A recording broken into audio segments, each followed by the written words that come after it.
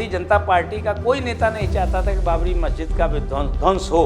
आप बताइए, राम मंदिर के निर्माण में भाजपा की क्या भूमिका? शून्य। जब मुलायम की सरकार में गोली चली तो स्वयं मुख्यमंत्री को भी नहीं मालूम था कि वहाँ गोली चल रही है फायरिंग। खुद हद पर थे मुलायम सिंह कि भाई गोली किसके ऑर्डर पे चली। अच्छा, मुख्यमंत्री तो ऑर्डर नहीं दिया गोली चलने का। तो नरसिम्हा राव जी की यही खाली मंशा थी कि भाजपा इस मुद्दे को अब जो है भाजपा को मुद्दा ना रहे, मुद्दा विहीन हो जाए, या फिर वो कुछ और चाहते थे कि बतौर एक हिंदू प्राइम मिनिस्टर? नहीं, वो ये चाहते थे कि भारतीय जनता, ये पॉलिटिकल मोटिव बता रहे हैं उनका, कि भारतीय जनता पार्टी मुद्दा विहीन हो जाए। आज जो नारा नरेंद्र मोदी ने दिया है अब की बार 400 पार, देखिए बाकी सब काम तो कांग्रेस ने किया, लेकिन वो मुद्दा लपक लिया भारतीय जनता पार्टी ने। अडवाणी ने रथ यात्रा निकाल दी। राजनीतिक पार्टियां कुछ और चाह रही थी, वो मुद्दे को छूकर खाली निकलना चाह रही थी, लेकिन जन भावना जो थी, अब हम आए कार सेवा करने तो फाइनल कार सेवा करके ही जाएंगे। उसने बातचीत और ये कहा गया, ये निर्देश दिया गया कि सारे कार सेवक सरयू जी जाएंगे, वहाँ से जल लेंगे या एक चुटकी रेत लेंगे और उसको जो है वहाँ जाके संकल्प करेंगे कि यहाँ मंदिर बनाएंगे। तो आप वहाँ समझिए कि मैं प्रत्यक्षदर्शी हूँ, वहाँ ये माहौल था कि भारतीय जनता पार्टी के शीर्ष नेतृत्व को इतने अपशब्द कहे जा रहे हैं। हजारों की भीड़ गालियां बक रही थी, हजारों की भीड़। आप सोचो कि ये हो गया था कि ऐसा लग रहा था कि बहुत बड़ा आतंक फैलने वाला है। हजारों लोग, मतलब अब मैं नाम नहीं, सब शीर्ष नेताओं को, कल्याण सिंह को, अटल जी को, अडवाणी जी को, सब मतलब इनके नाम ले लेके नारेबाजी हो रही थी अपशब्दों की। भारतीय जनता पार्टी, विश्व हिंदू परिषद, बजरंग दल, तैयारी इनकी सबकी थी। देखिए, इस बात को लोग कम मानेंगे। अगर वहाँ लाखों की जो भीड़ थी उसमें आधे लोग ऐसे थे जिनका किसी भी हिंदू संगठन, किसी भी राजनीतिक पार्टी के साथ कोई प्रतिबद्धता नहीं थी। वो असली राम भक्त थे। ये जो आपने घटना बताई कि मंच पर जो मंच की ओर जो भीड़ बढ़ रही थी, हाँ, उसके तुरंत बाद की घटना। हाँ, तुरंत बाद उसके तुरंत बाद की घटना। जो लोग पहले शुरुआती दौर में भोर में वहां पहुंच रहे थे, उनको उन स्वयं संघ के स्वयंसेवकों ने किसी न किसी तरह मना लिया। तो मैं आपको बता रहा हूं, अगर ये न होता, पुलिस वाले या सेना वाले वर्दी न पहने होते, खासकर पुलिस और सीआरपीएफ तक की बात कर, अगर वो वर्दी न पहने होते तो 90% के मन में यही भाव था कि जाके हम भी एक ईंटा निकालें। भाजपा के अपने लोग जब छोटा सा प्रदर्शन भी करते हैं, कोई भी पार्टी करती है, तो उनको पता होता है कि हम किस माहौल में जा रहे हैं, क्या करने वाले हैं, कितने लोग आएंगे, सारी चीजें छोटे से प्रदर्शन में भी। सिर्फ मैंने कहा ना, इस बात को सिर्फ शायद जो मैंने अनुभव किया या जो मैंने वहां देखा, देश में सिर्फ 3 आदमी इस बात से वाकिफ थे कि ढांचे का एक टुकड़ा भी नहीं बचे। उसमें सबसे प्रमुख आदमी था परमहंस रामचंद्र, दूसरा देश का प्रधानमंत्री पीवी नरसिम्हा राव। उनके पास तो पूरा आर्मी का इंटेलिजेंस होगा यार। पुलिस का तो मैं मान सकता हूँ फेल है, लेकिन जब आर्मी के कंट्रोल में दे दिएगा तो आर्मी इंटेलिजेंस, भारत की आर्मी इंटेलिजेंस फेल्योर होने का मतलब ही नहीं।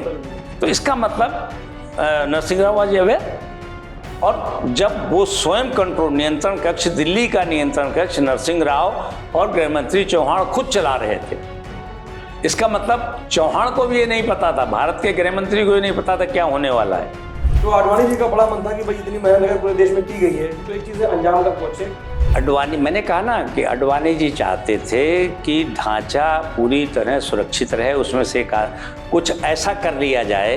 मैंने कहा ना कि उनके मन में ये भाव था कि एक बार भारतीय जनता पार्टी, उन्होंने इतनी मेहनत की है, एक बार भारतीय जनता पार्टी कांग्रेस का 400 लोकसभा सीट वाला रिकॉर्ड, नारायण दत्त तिवारी के बाद आप हमें एक भी मुख्यमंत्री बता दीजिए जो जन आकांक्षा के अनुरूप फैसला लेता।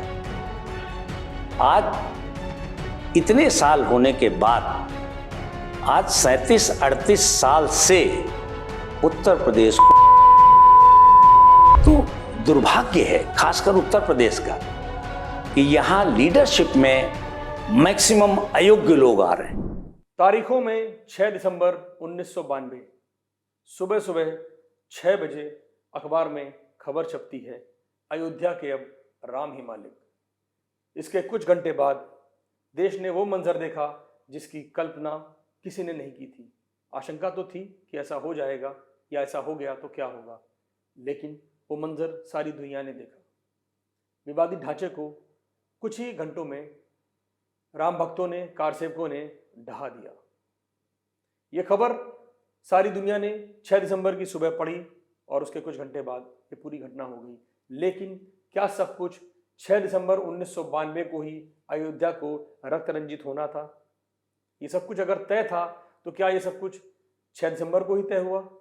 नहीं, तारीख बताती है कि ये सब कुछ एक हफ्ते पहले तय हो चुका था और इसकी खबरें अयोध्या से लेकर दिल्ली तक पहुंच चुकी थी। ये वो मंजर था जिस पर सारे देश की नजरें थी। अयोध्या में उस वक्त वरिष्ठ पत्रकार अशोक पांडे जी मौजूद थे। आज हम आपको अशोक पांडे जी से मिलवाएंगे और ये वो शख्स हैं जिन्होंने ना तो कोई इस तरह की किताब लिखी है और ना ही इस दस्तावेज को कहीं सूचीबद्ध किया है, लेकिन उनकी खबरें और वो पूरा का पूरा मंजर उनकी यादों में एक कहानी की तरह आज भी जज्ब है।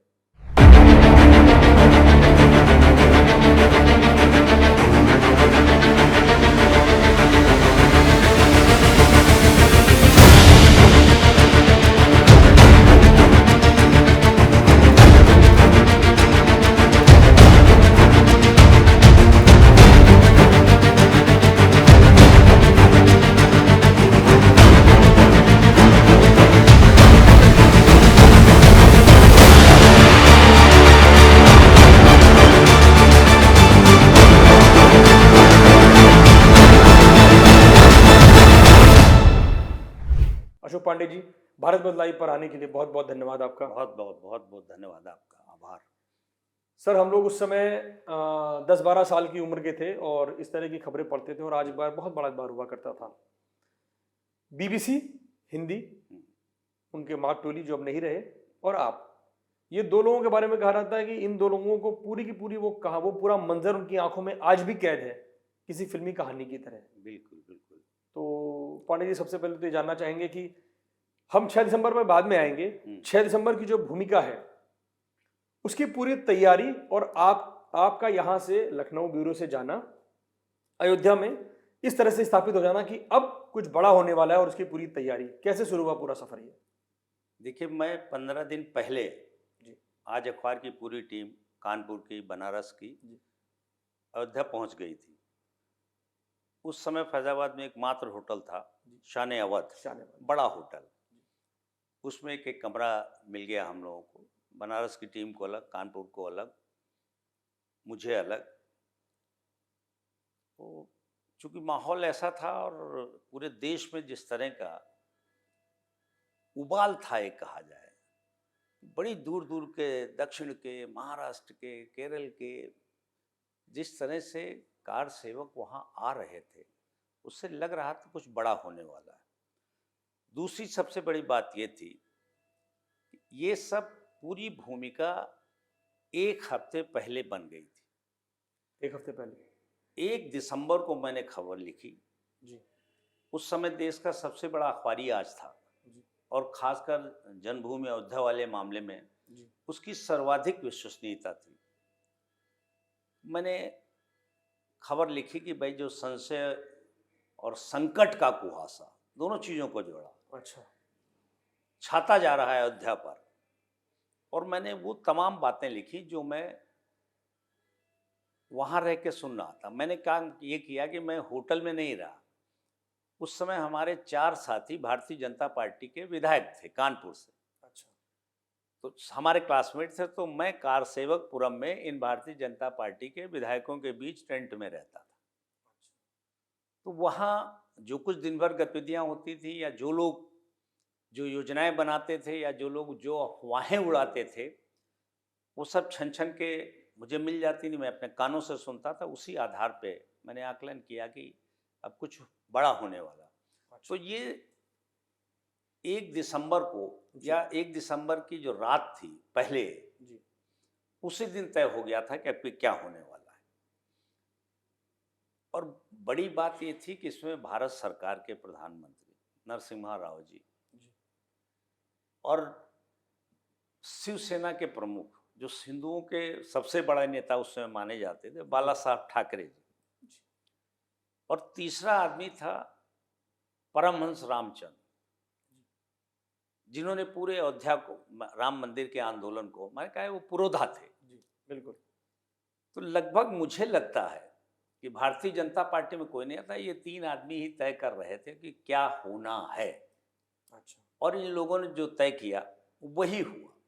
वो आप सिलसिलेवार जानना चाहेंगे तो मैं बताऊंगा। जी जी बिल्कुल। वो वही हुआ बिल्कुल जो इन लोगों ने डिसाइड कर लिया।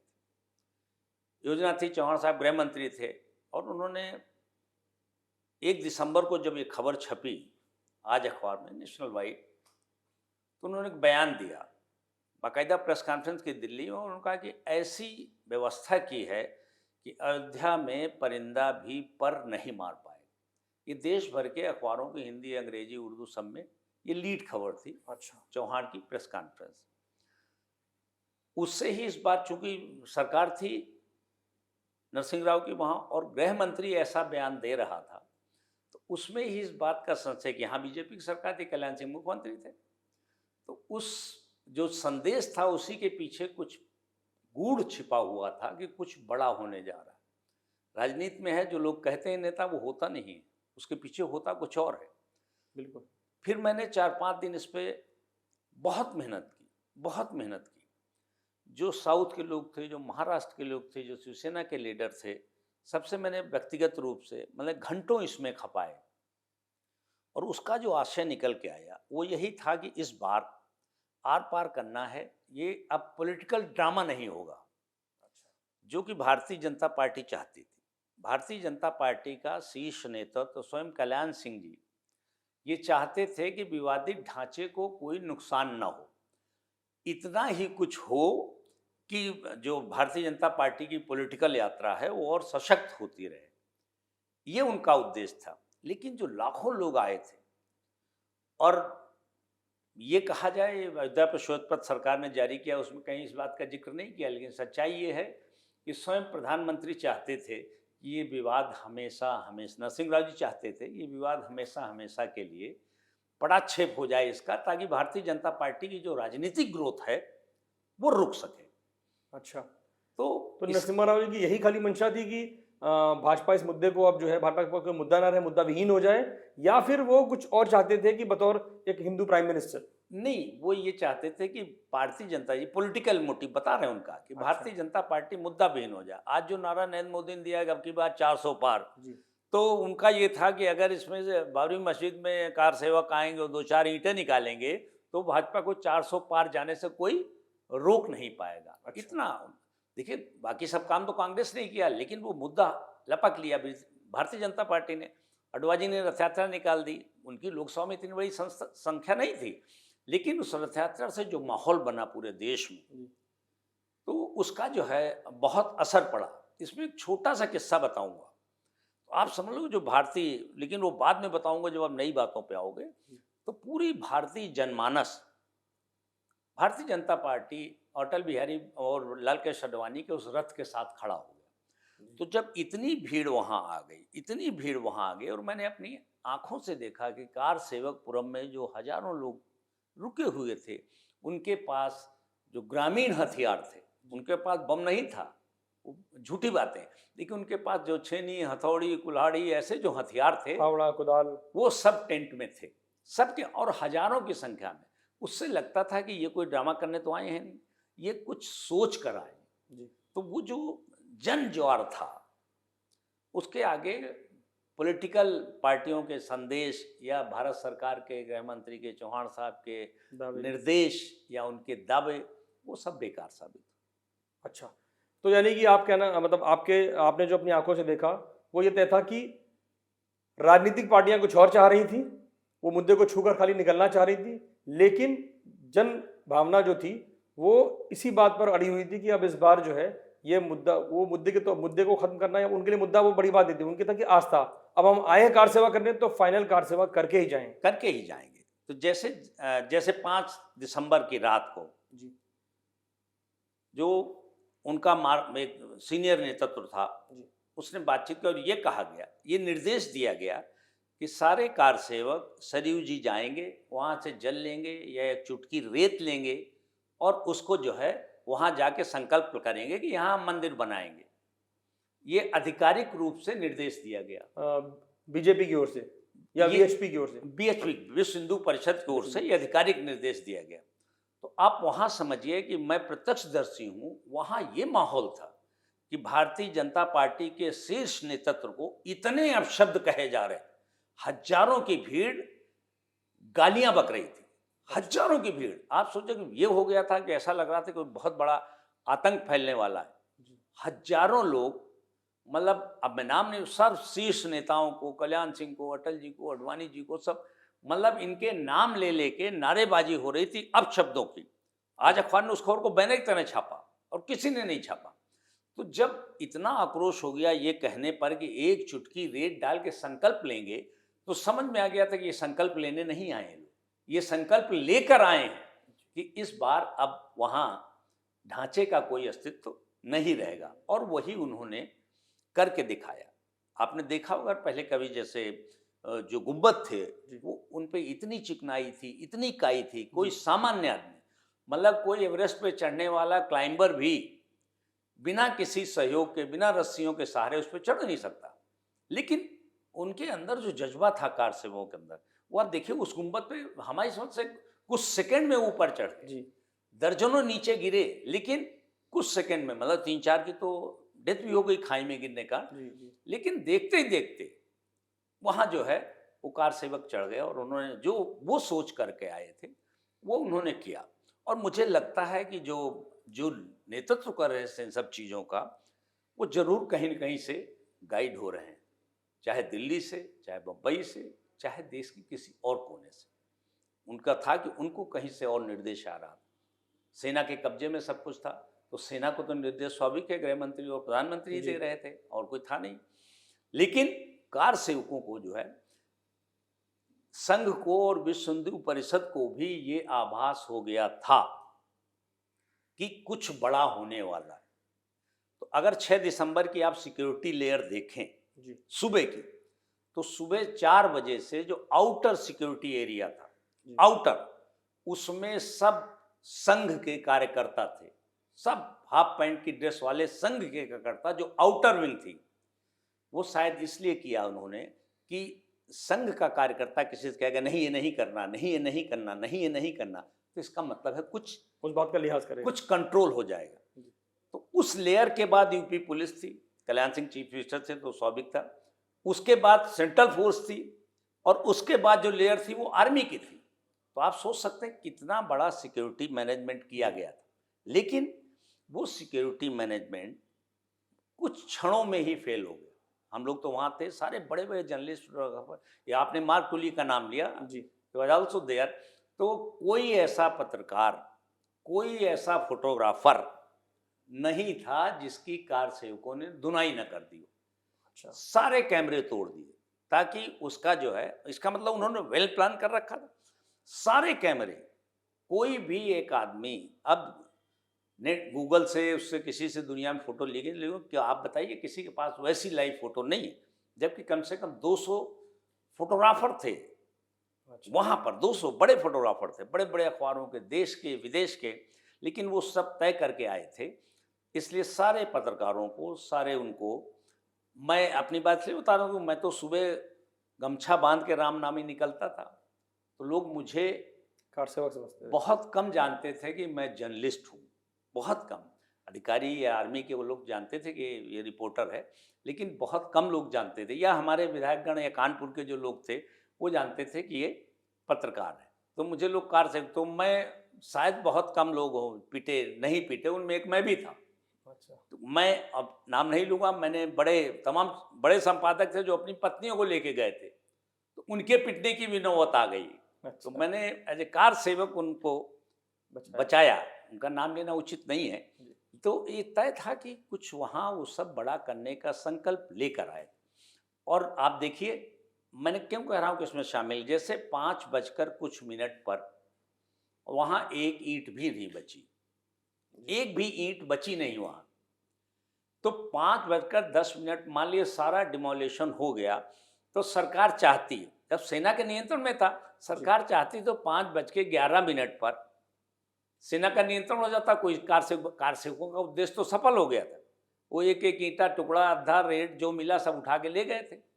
लेकिन मैंने कहा ना कि इसमें कुछ बड़े लोग शामिल थे जिन्होंने शायद सरकार से भी उस बात की सहमति ली कि भाई 5-6 घंटे का समय और दो ताकि वहाँ मंदिर का अस्थायी निर्माण हो जाए।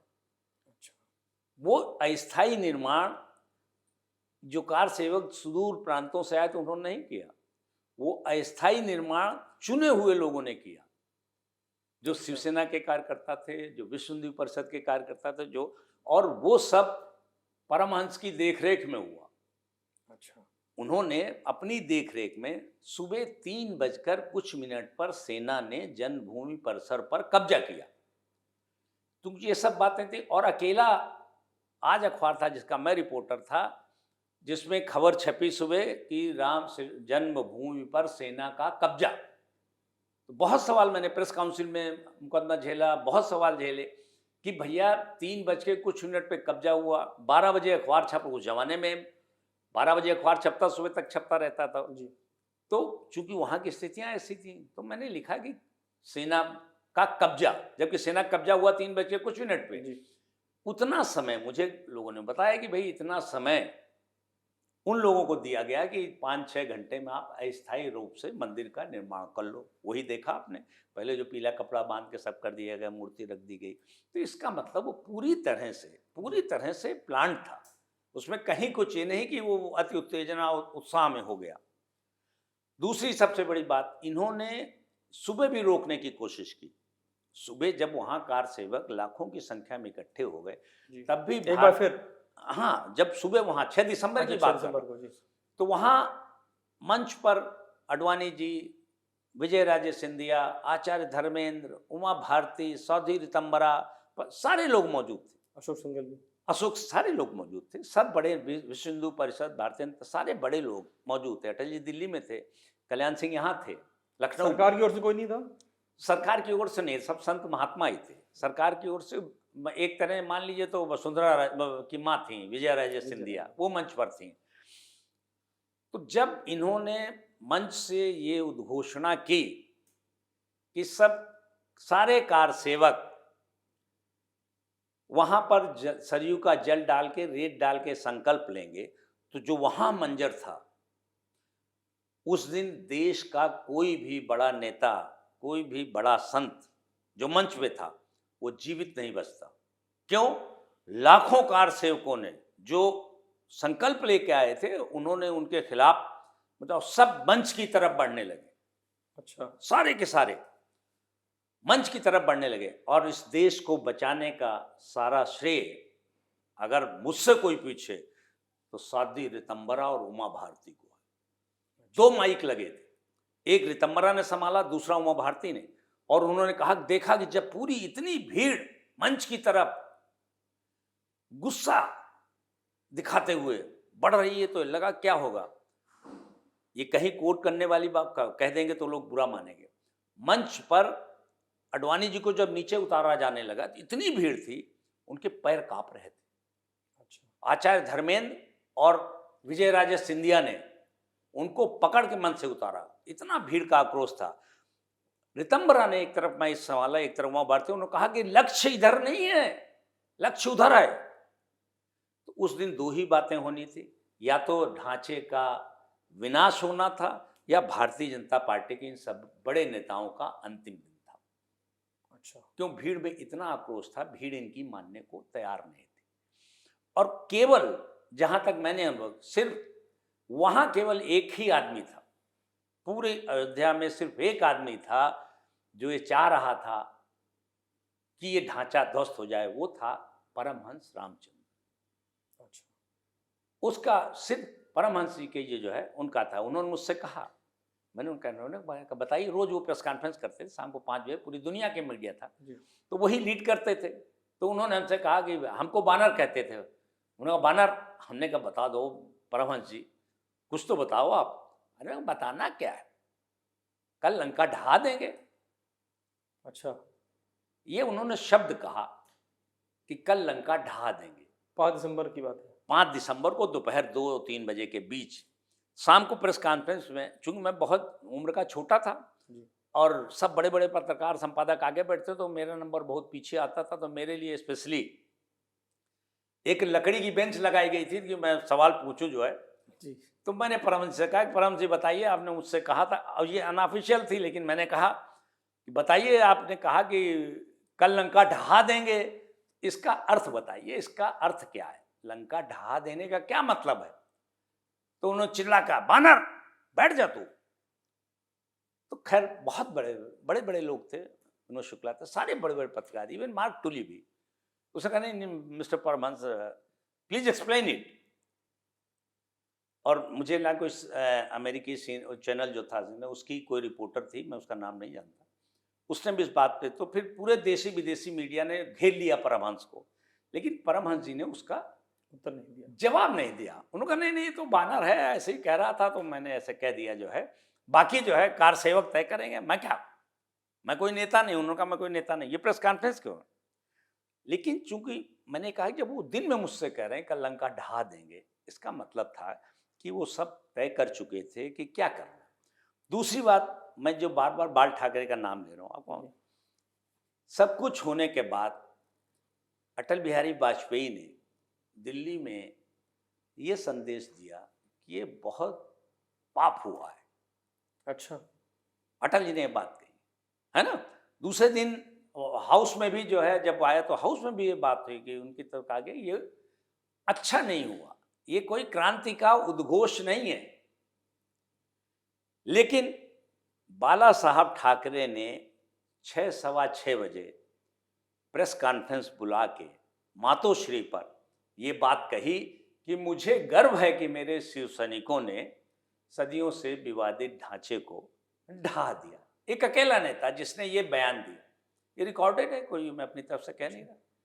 तो मुझे लगता है कि कहीं ना कहीं, और दूसरी बात, जो हमारे पास इंटेलिजेंस का इनपुट आ रहा था उसमें ये था कि शायद बाला साहब ठाकरे ने ही नरसिंह राव जी से इस तरह की प्रार्थना की।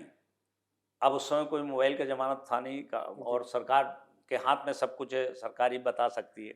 उन्होंने कहा कि कुछ समय शिव सैनिकों को और दे दीजिए, ताकि, मैंने कहा ना कि 5 बज के कुछ मिनट जब बाबरी ढांचा बिल्कुल ध्वस्त हो गया, तब वहाँ किसी तरह कार सेवा की आवश्यकता ही नहीं थी।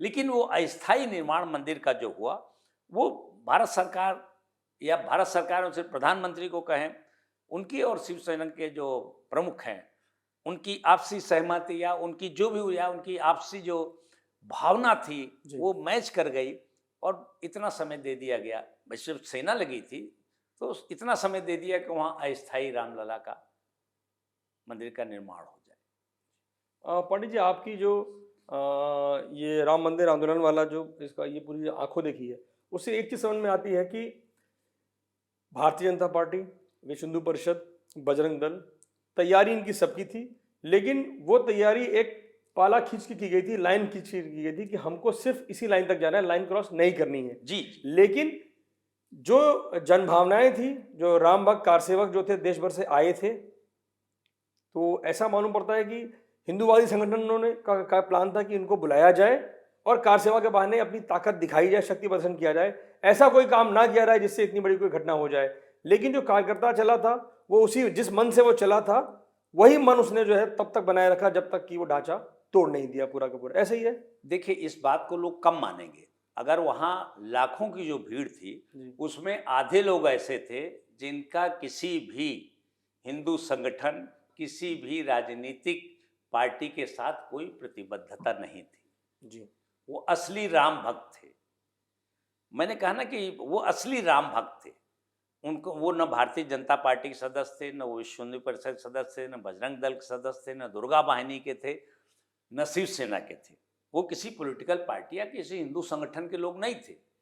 वो असली कार सेवक थे जो आए थे और उनके मन में बस एक ही संकल्प था कि इसे हम पूरा करके जाएंगे। सरकार उस मंशा को कुछ न कुछ भांप रही थी, तभी जो है ऊपर जो भी निर्णय हुए। या आप ये बताइए, जब इतना सब कुछ हो रहा था और सेना लगी थी, तो क्या ऐसी स्थितियों में कहीं कुछ भी हो सकता था, लाठीचार्ज है, फायरिंग है, कुछ भी हो सकता था। लेकिन भारत सरकार के नियंत्रण कक्ष से जो भी आ, शाम जब तक बाबरी ढांचे का बिल्कुल ध्वंस नहीं हो गया, तब तक सिर्फ जो भी संदेश आया वो यही था, वेट वेट वेट। अब इस वेट का क्या मतलब है, ये तो जो विशेषज्ञ हैं, ब्यूरोक्रेसी के लोग हैं या नेता हैं, वही बता पाएंगे। तो इसलिए कुछ हुआ ही नहीं। और कितने घंटे, मेरा ख्याल 4 या 5 घंटे की कार्रवाई थी ये ढांचा गिराने की? नहीं, वो सुबह ही स्टार्ट प्रारंभ हो गई थी। उस 5 बजे तक वहां मिट्टी का एक टुकड़ा भी नहीं बचा। भाई जिनको ईटा नहीं मिली, अद्धा नहीं मिला, गुम्मा नहीं मिला, वो मिट्टी उठा ले गए। आप सोच सकते हैं कितना जन ज्वार था कि इतने बड़े बड़े विशाल गुंबद और उसका एक कंकड़ भी नहीं बचा। ढांचे पर पहला अटैक कब हुआ?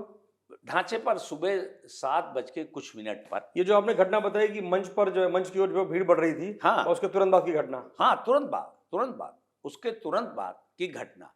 जो लोग पहले शुरुआती दौर में भोर में वहां पहुंच रहे थे, उनको उन स्वयं संघ के स्वयंसेवकों ने किसी न किसी तरह मना लिया।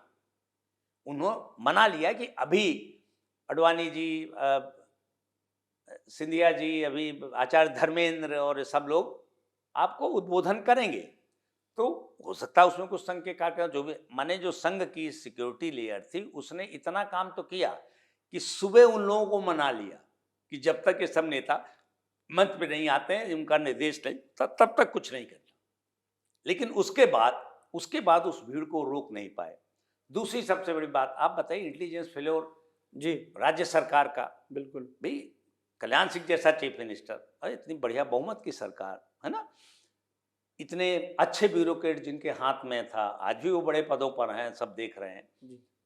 तो ऐसा कैसे होता है, कोई फाड़ुआ लिए, कोई गैती लिए, कोई छेनी लिए है, कोई हथौड़ा लिए है?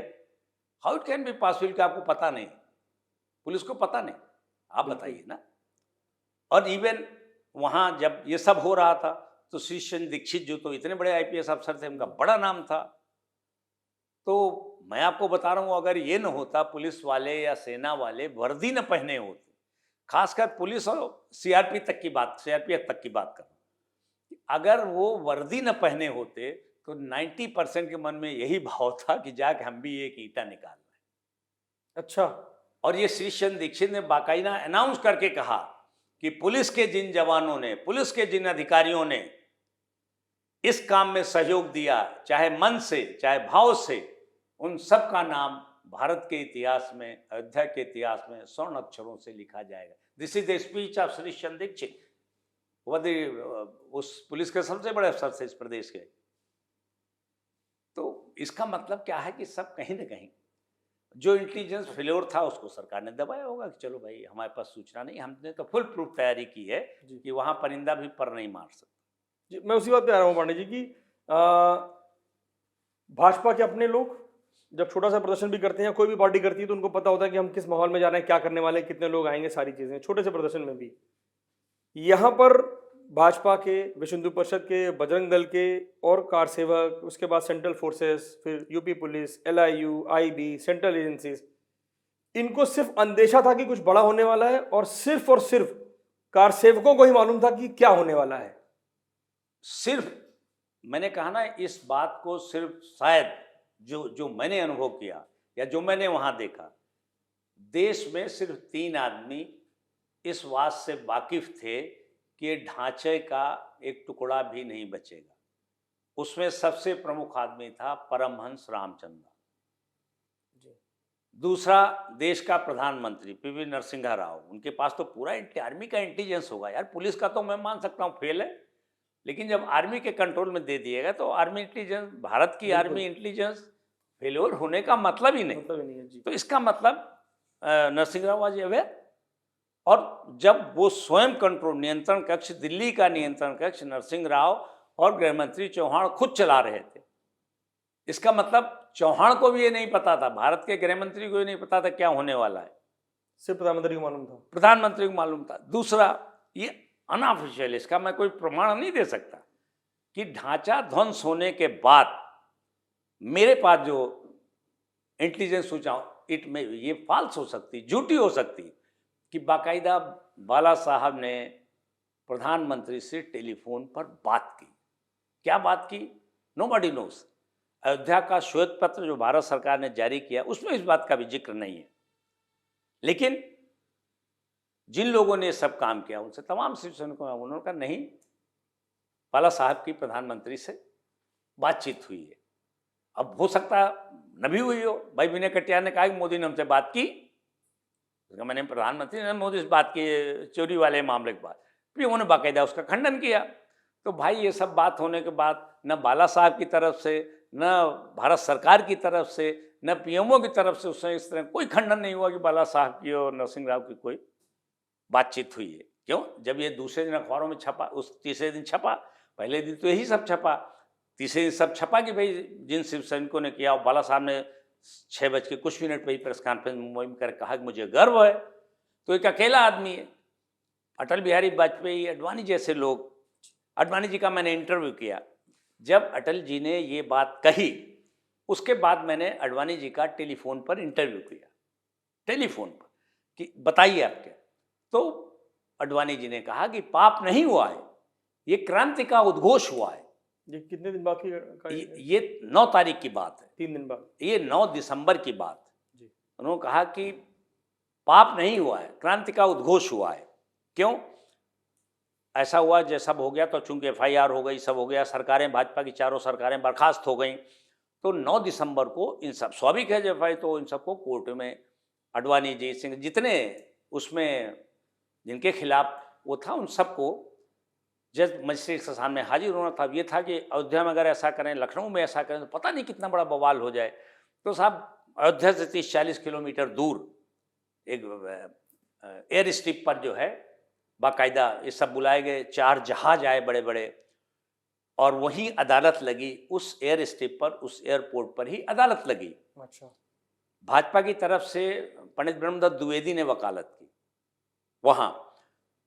और देखिए बड़ी सौभाग्य की, मैंने कहा ना कि कुछ सौभाग्य की बात रही कि सारे पूरे देश की मीडिया, दुनिया की मीडिया अयोध्या में लगी थी कि सब आने वाले यहाँ सब अदालत में पेश होंगे, अडवाणी, उमा भारती, अशोक सिंघल, सारे अदालत में पेश होंगे। लेकिन इसमें भी कुछ न कुछ देखिए, अब इनकी सरकार भाजपा की तो रही नहीं, इसका मतलब वहाँ इतने 40 किलोमीटर 30 किलोमीटर दूर जो अदालत लगी है, तो किसके आदेश पे लगी होगी?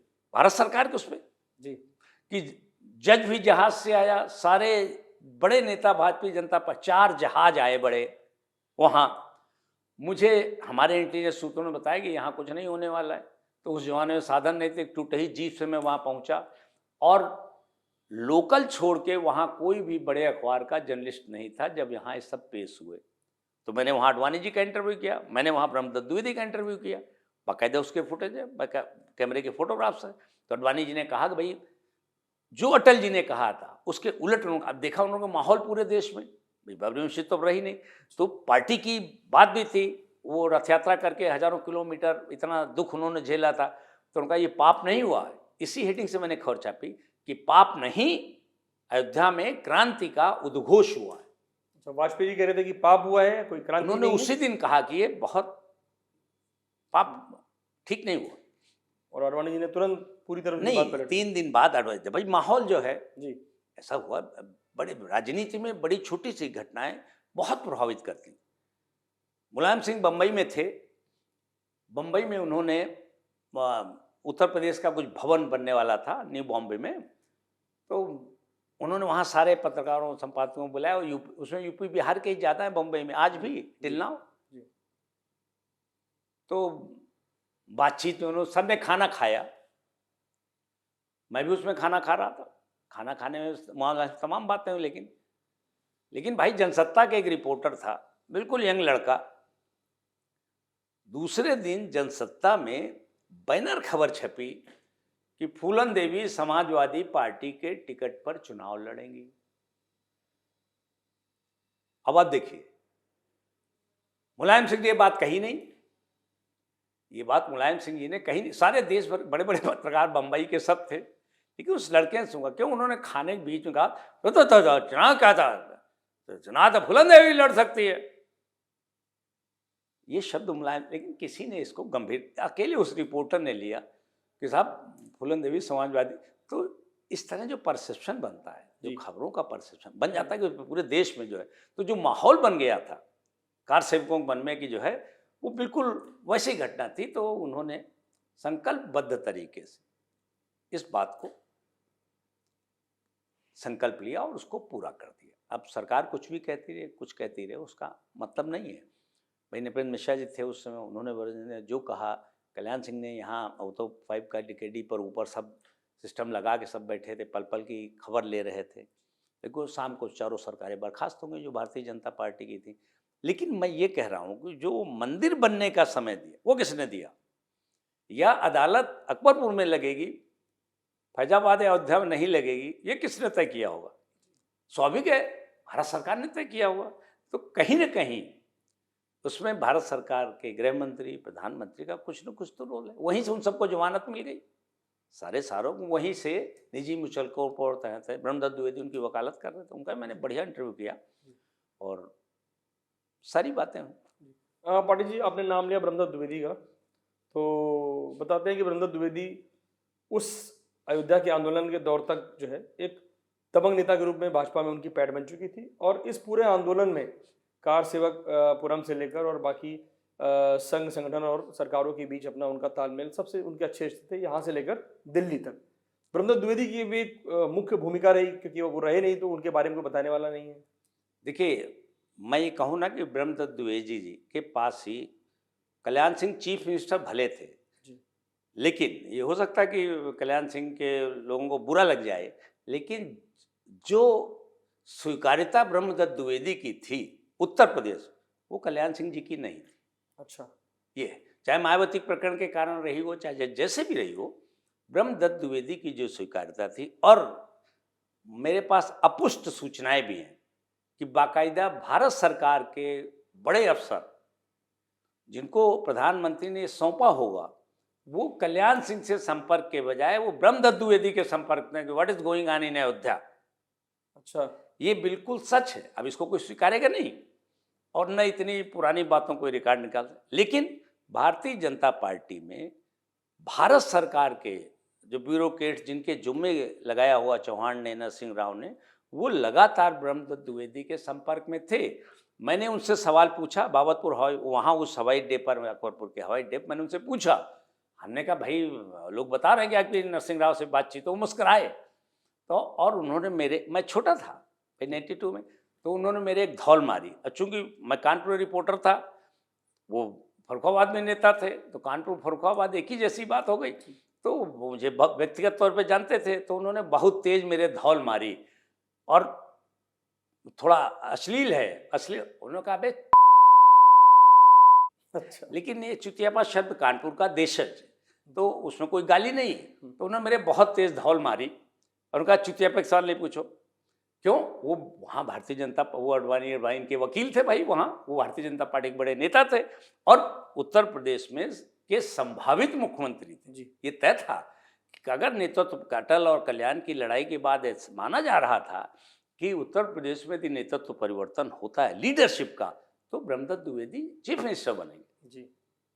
तो ब्रह्मदत्त बड़ा नाम था, नाउ ही इज नो मोर। लेकिन और आंदोलन में भी स्वाभाविक है, मैंने बताया ना आपको कि मुख्यमंत्री भले कल्याण सिंह रहे हों, लेकिन वो लीडरशिप, हिंदुओं की वो लीडरशिप, उसका नेतृत्व ब्रह्मदत्त के हाथ में था। पाटिल जी, 1 से लेकर 6 दिसंबर तक की कहानी हो गई, 9 की भी हो गई। 7 तारीख को क्या मंजर था? आप लोग मौके पर 7 तारीख को भी गए? 7 तारीख को वहाँ बिल्कुल शांति थी, देश भर में दंगे थे, देश भर में दंगे थे। जहाँ सब कुछ हुआ वहाँ सब कुछ शांत था? बिल्कुल शांत, बिल्कुल शांत था। आप देख लो, अयोध्या में जो रात को एक आधी घटना हो गई, अयोध्या में किसी मुसलमान को कोई नुकसान नहीं हुआ। एक घटना आप बता दी, रात को उत्तेजना के समय जो कार से लौट रहे थे 100 की संख्या में, 500 1000 की संख्या में। तो अब इसका बता दूं, जो भारतीय सभ्यता, भारतीय सामाजिक सरोकार, आप सोचेंगे तो दंग रह जाएंगे। देश क्यों बड़ा है भारत। मेरी जीप का ड्राइवर था मुसलमान, अच्छा, और मैं हिंदू। दंगे भयंकर भड़क गए पूरे देश में। उस जमाने में रील वाला कैमरा फोटोग्राफ, हमारे पास इतनी एक्सक्लूसिव फोटोग्राफ्स थी, जानते क्यों? जो फोटोग्राफर आया था बनारस से, शाम को सब तलाश रहे, फोटोग्राफर बहुत चोटिल हो गए थे। मैं बहुत परेशान, उसके घर वाले परेशान कि वो फोटोग्राफर गायब हो गया, कहीं मिल ही नहीं। तो मैं बहुत परेशान हुआ, क्या रात भर ढूंढते, पता ही नहीं कहीं। सुबह पता चला कि एक अस्पताल में भर्ती है कहीं। मैं भाग के गया। अब चूंकि हकीकत है इसलिए बयां कर रहा हूं, वैसे ऑन एयर नहीं कहना चाहिए। अब जब मैं अस्पताल गया तो वह पूरा 20-25 जगह उसकी पट्टी बनी, खोपड़ी फटा, ये बस सब सीने ईने पे भयंकर चोट, और सिर्फ वो एक पटरे का जांघिया जो पहले पहनते, हम लोग भी पहनते थे, पटरे वाला जी। वहां एक रील उसने छुपा के रखी थी। अच्छा, फोटोग्राफ की एक रील उसने छुपा के रखी थी। अब ये हुआ, ये 7 तारीख की घटना है। तो फिर उसने इशारों में बताया कि इसमें वो है जो पूरे देश में, पूरी दुनिया में तहलका मचा देगा। तो मैं और मुल्ला जी जीप से वो रील लेके, रील तो फैजाबाद में धुल नहीं सकती, सब जगह कर्फ्यू। लखनऊ हम लोग चले 7 तारीख। बाराबंकी में 10 लोग जिंदा जला दिए गए, तो आर्मी ने सब बैरिकेड कर दिए। आर्मी में वहां जब मैं आया तो कोई मेजर महिला थी, और उसने कहा no sorry, this quite impossible, no not at all. बहुत रिक्वेस्ट की हमने कि मेरे पास अखबार की रील है, फोटो है। उसने कहा नहीं, ऐसा बहुत भयंकर आगजनी हुई दोबारा। अब हम लोग सामने बड़ा संकट, सड़क पे का कर्फ्यू, सड़क पे कहाँ रहे। तो जो ड्राइवर मौलाना हमारा था, उसने कहा कि पत्रकार जी कहता था हमको, जो चलते हैं बगल गांव में रुक जाते हैं। भाई हम दोनों गए वहां, घनघोर अंधेरा, ब्लैकआउट बिल्कुल एक तरह। एक झोपड़ी हुए तो बाहर एक बुढ़ा लेटा हुआ था। खैर उसने बताया हम लोग ऐसे पत्रकार हैं ये सब। तो उसने कहा तो गरीब की झोपड़ी है। खैर उसने कहा ये, वो अंदर ले गया टूटी फूटी झोपड़ी में, और उसने ढिबरी जलाई, ढिबरी। तो आप मानोगे नहीं कि मुझे लगा कि इतनी सिहरन हो गई मुझे कि जैसे उसने ढिबरी जलाई तो मैंने दीवार पे देखा तो वहां मदीना का पोस्टर लगा हुआ था, काबा का। तो मैं स्वाभाविक था, ऐसा माहौल था। तो मैंने चचा की तरफ देखा, फरीद नाम था। हमने चचा की तरफ देखा तो चचा ने कहा कि पर साहब तो मुसलमान था ही, वो कोई बात ही नहीं। उस गरीब आदमी ने मुझे, उसके घर में एक ही टूटी खटिया थी, तो छरी चचा ने कहा कि आप सो जाओ, आप थके हो, अब हम सुबह चलेंगे। और वो अर्दावन की तरफ, पैरों की तरफ बैठने को, मैं रात भर बैठूंगा। सुबेरा हुआ, सब हो गया। उसने बेचारे अपनी उस टीन की केटली बना के चाय पिलवाई। अब सोचिए, मैंने कहा ना, देश का जो सांप्रदायिक सद्भाव है कि अशोक पांडे जैसा रिपोर्टर आज अखबार ने जो तहलका मचा रखा, उसने पूरी रात एक मुसलमान घर में रहा और उसने मतलब इतनी सुरक्षा दी जो मेरे जैसा रिपोर्टर भी डर रहा था। तो ये भारतवर्ष की, दूसरे दिन आए फिर फोटो, वो तो बड़ा इतिहास है। फोटो भेजी, वो फोटो फिर चूँकि ऐसी फोटोग्राफ्स थी तो मालिक शार्दुल को बताया मैंने उनको कि इसमें ऐसा ऐसा कुछ मटेरियल। उनका रील जो है, एक आदमी को ट्रेन पे बैठा के तुरंत बनारस भेजो। तो मैंने वो रील एजिटी जो 30, 32, 40 फोटो खींचती थी, वो पूरी वो ऐसी फोटोग्राफ्स थी। तो शार्दुल ने कहा नहीं बस आपने भेज दी, आपका काम हो गया। वो फोटो छपने लायक, वो फोटो छपी नहीं आज अखबार में कहीं। उसमें सिर्फ एक ही फोटो आज अखबार में पहले पेज जो प्रकाशित हुई, जिसमें उमा भारती जी बैठी हुई हैं और मुरली मनोहर जोशी जी उनके कंधे पर दोनों हाथ रखे हुए उनके ऐसे थपथपा रहे हैं। और बहुत उसने, फोटोग्राफर ने बताया, तो उसने बाद में जब ठीक होके आ गया, उसने कहा सर ऐसी बेहतरीन फोटोग्राफ थी जो सिर्फ अपने ही पास होती, लेकिन ऐसा था कि देश का माहौल भी वैसा था, उसको और ख़राब करना, मतलब सामाजिक दायित्व के कारण शार्दुल विक्रम का नहीं, ये फोटो नहीं छापे। तो मैंने कहा ना, अयोध्या दूसरे दिन बिल्कुल शांत थी। अयोध्या में दंगा नहीं हुआ, अयोध्या में किसी मुसलमान का घर नहीं जलाया गया। रात में जो 2-3 घटनाएं हो गई 6 दिसंबर की रात को, 7 तारीख को वहाँ बिल्कुल सद्भाव की स्थिति थी, अब पूरे देश में दंगा था। पूरे देश में दंगा था। पौड़े जी, कुछ चीज़ों से आपने बहुत क्लैरिटी के साथ उसको एक्सप्लेन किया है, और चूंकि आंखों देखी है इसलिए उसको किसी और प्रमाण की ज़रूरत नहीं है। कहते हैं कि उस समय ये माहौल 90 के बाद जब आडवाणी जी की रथ यात्रा शुरू हो गई थी, तो आडवाणी जी का बड़ा मन था कि भाई इतनी मेहनत अगर पूरे देश में की गई है तो एक चीज़ें अंजाम तक पहुँचे। लेकिन जब अंजाम तक पहुँचने की नौबत आई तब ये सब लोग एक लाइन खींच के बैठ गए कि ऐसा नहीं होना चाहिए। और उस दौरान आडवाणी जी की क्या भूमिका थी एग्जैक्टली? जैसे ये तो मान लीजिए कुछ तय हुआ होगा संगठन के बीच कि भाई ऐसा करना है या कार सेवा में सिर्फ इतना ही काम करना है। आडवाणी जी से कभी बात हुई खुल के, अपने मन की बात उन्होंने बताई कि वो क्या चाहते थे? अडवाणी, मैंने कहा ना कि अडवाणी जी चाहते थे कि ढांचा पूरी तरह सुरक्षित रहे, उसमें से कुछ ऐसा कर लिया जाए। मैंने कहा ना कि उनके मन में ये भाव था कि एक बार भारतीय जनता पार्टी, उन्होंने इतनी मेहनत की है, तो एक बार भारतीय जनता पार्टी कांग्रेस का 400 लोकसभा सीट वाला रिकॉर्ड, तो वो तभी संभव था जब वो ढांचा वहाँ सुरक्षित रहता। जिस तरह ग्रेजुअली 2 से वो बढ़ के वहाँ तक आए थे जी। तो उनका था कि अगर ये बना रहेगा तो हमारे पक्ष में माहौल बना रहेगा और एक दिन हम 400 पार कर लेंगे। ये मन था आडवाणी जी का बहुत। उन्होंने मतलब खुलकर जो है उनको, आप देखिए मनोज मिश्रा, डॉक्टर मनोज मिश्र कानपुर के थे जी। जो उनका काम देखते थे, उन पर पूरी किताब जो बनाई थी वो मनोज मिश्रा ने ही सब पूरा वो किया। आडवाणी जी ने बोला, उन्होंने लिखा। तो वो भी हमारे मित्र थे, हमारे क्लासमेट थे ना, नहीं है, कोरोना में नहीं रहे। तो आडवाणी जी के मन का भाव भी यही था। और जब ये इंटरव्यू आज अखबार में पहले पन्ने पर छपा तो ऑफ द रिकॉर्ड, मैं आज अखबार, तो मोबाइल तो थे नहीं, मैं दफ्तर में बैठा हुआ था, तो हमारी टेबल पे संपादक राजेंद्र द्विवेदी थे, उनकी टेबल पर लैंडलाइन फ़ोन था। तो फ़ोन आया तो उन्होंने कहा, अरे बच्चा, आडवाणी जी बात करना चाह रहे हैं। अच्छा। तो मैं डेस्क से उठ के वहाँ गया।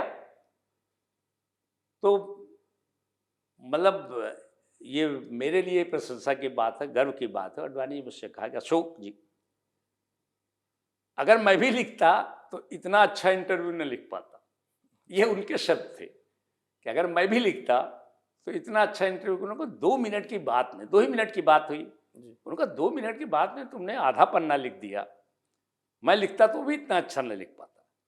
तो बेसिकली क्या है, जो कुछ भी है, आज भारतीय जनता पार्टी जहाँ भी है, लोग रहेंगे, थिंकर रहे होंगे, ऐसा नहीं है, लेकिन आज जहाँ पार्टी है उसमें आडवाणी जी का और अटल बिहारी वाजपेयी का जो मूलाधार हैं, पर वही है। आज पार्टी जहाँ पहुँची है वो उनकी ज़मीन की मेहनत है, बुनियाद में वही लोग हैं, वही लोग, और ऐसे वैसे पिलर है वो कि उनके योगदान को पार्टी के लिए भुलाया नहीं जा सकता। बाकी राजनीतिक स्थितियाँ कोई क्या करता है, कहाँ रहता है, वो उस पर मैं मैटर नहीं करता, मतलब उस पर मैं अपनी कोई बात नहीं, अपना कोई विचार नहीं रखना चाहता। लेकिन जो कुछ भी है, जो जनाधार पार्टी, उसका जो जमीन का बेस जो वो डालते हैं, बीम डालते हैं, वो बीम अटल आडवाणी और मुरली मनोहर जोशी ही हैं।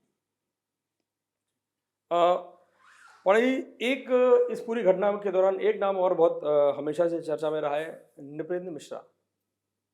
नृपेंद्र मिश्रा की जो भूमिका हम देखते हैं, जैसा कि ऑन सरकारी रिकॉर्ड्स में है, बाकी जगहों पर है कि भाई वही सारा कोऑर्डिनेट कर रहे थे प्रशासन से और पुलिस से, और उसके बाद फिर जो है ऐसी चीज़ें हो जाती हैं। और आज नृपेंद्र मिश्रा एक बड़ी पोजीशन पे राम मंदिर ट्रस्ट में जो है वो शामिल हो जाते हैं और ओवरऑल निगरानी करते हैं। उनकी एग्जैक्टली क्या भूमिका थी आपकी आंखों देखी? देखिए, मैं बताऊं जो सच बात, जब मुलायम की सरकार में गोली चली तो स्वयं मुख्यमंत्री को भी नहीं मालूम था कि वहाँ गोली चल रही है, फायरिंग का। वो खुद हद पर थे मुलायम सिंह कि भाई गोली किसके ऑर्डर पे चली। अच्छा। मुख्यमंत्री ने तो ऑर्डर नहीं दिया गोली चलने का, लेकिन संसद में तो उन्होंने तमाम एक्सेप्ट किया। वो अब मैंने कहा ना, फिर तमाम चीज़ें आदमी को एक्सेप्ट करनी पड़ती, फिर वो वोट की राजनीति है। ओके। भारतीय जनता पार्टी का कोई नेता नहीं चाहता था कि बाबरी मस्जिद का ध्वंस हो, लेकिन बाद में उन्होंने सब ओढ़ा कि साहब हमने ये करा दिया, वो करा दिया। आप बताइए, राम मंदिर के निर्माण में भाजपा की क्या भूमिका है? शून्य। भाजपा की सरकार न होती, भाजपा का प्रधानमंत्री न होता, मुलायम सिंह प्रधानमंत्री होते, ओवैसी भी प्रधानमंत्री होता, और सुप्रीम कोर्ट कहता है कि वहां मंदिर बनेगा, तो आप बताइए कौन रोकता? ठीक बात। मंदिर बनने का जो मार्ग प्रशस्त हुआ है वो माननीय सर्वोच्च न्यायालय के कारण हुआ है जी। उसमें मंदिर बनाया भारतीय जनता पार्टी ने, वो अलग चीज है, लेकिन मंदिर बनाने का रास्ता या मंदिर बनाने उसमें भारतीय जनता पार्टी का शून्य योगदान है, कुछ भी योगदान नहीं। सुप्रीम कोर्ट ने कहा मंदिर बना, भाई कांग्रेस सब कुछ कोर्ट के आदेश, भूमि पूजन हुआ, कोर्ट ने कहा ताला खोलो, ताला खोला। सुप्रीम कोर्ट का सब इतनी लंबी सुनवाई के बाद सर्वोच्च न्यायालय की जजों की पूरी पीठ ने कहा कि नहीं साहब, होना चाहिए, मंदिर ही था। और तथ्य भी है कि वहां मंदिर ही था ही। भाई तो बाबरी मस्जिद और बाबर ने किया क्या? राम मंदिर को तो 13वीं शताब्दी में उसने सालार मसूद ने लूटा, 100 बैलगाड़ियों में भर के सोना चांदी सब ले गया, जिसकी फिर राजा सोहेल देव से लड़ाई हुई बहराइच में, उन्होंने उसका सिर काट के पेड़ पे टांग दिया। कोई इतिहास तो पढ़ता नहीं, भारतीय जनता पार्टी भी नहीं पढ़ते। तो राम मंदिर पर तो निगाहें पहले से ही थी। बाबर तो मान लो मुगल शासन ही 1526 में आया भारत में, तो बात की बात, उससे 200 साल पहले मंदिर लूटा गया, उसके पहले मंदिर लूटा गया। जो पहला आदमी शहीद होने वाला था वो अयोध्या के राजा का हाथी जो चलाता था पीलवान था, वो मरा पहले। अंग्रेजों ने महंत लालचंद की हत्या करा दी। तो ये तो होता रहा कि जब ये हुआ, भाई ब्रिटिश हुकूमत हुआ कि बड़ा मामला आंदोलन पकड़ सकता है, तो क्या क्या उन्होंने कहा, तो अंग्रेजों ने उनकी हत्या करा दी। तो मंदिर बनने का रास्ता प्रशस्त करने का काम माननीय सर्वोच्च न्यायालय ने किया। भाई अटल जी 2 प्रधानमंत्री रहे, 12 दिन रहे, 12 महीने 11 महीने फिर रहे, उनकी सरकार रही ना। तो अगर भारतीय जनता पार्टी को था तो रामलला टेंट में क्यों रहते? वहां सुअर लौटते थे, टेंट फट गया तो उसको सिलने तक की परमिशन अब सुप्रीम कोर्ट से चाहिए। जी बिल्कुल। 2 साल रामलला फटे टेंट में रहे, बरसात में उस टेंट से पानी गिरता था मूर्ति के ऊपर, पीछे जो गंदगी थी वहां सुअर लौटते थे। ये मैं अपनी आंखों में देख के कह रहा हूं, तस्वीरें भी छापी उसकी। तो अगर पार्टी की तरफ से होता तो पार्टी भाई उनका टेंट नया कर देती, नहीं कर सकती थी। भाई टेंट तो बदल ही सकते, रामलला फटे उसमें है यार। बिल्कुल। तो उस सर्वोच्च न्यायालय ने, इस देश की न्यायपालिका ने वो मार्ग प्रशस्त किया। बनवाने काम कोई करे, लेकिन मूल काम उन्होंने किया। बड़ी महत्वपूर्ण बात आपने कही नृपेंद्र मिश्रा जी के बारे में कि मतलब मुख्यमंत्री को मालूम नहीं था, और बाद में जब इतना बड़ा कांड हो गया तो अब उन्हें लगा कि अब किसी तरफ तो जाना है, या तो इस पार या उस पार, इस पार में नुकसान है उसी पार चलते हैं। हाँ, तो नृपेंद्र मिश्रा ने मतलब ये फैसला कैसे लिया होगा? देखिए अब ऐसा ना कि हम ये कहें कि कांग्रेस की लीडरशिप में या बीजेपी में आए तो अटल बिहारी वाजपेयी 89 तक उत्तर प्रदेश में नेता फैसला लेते थे,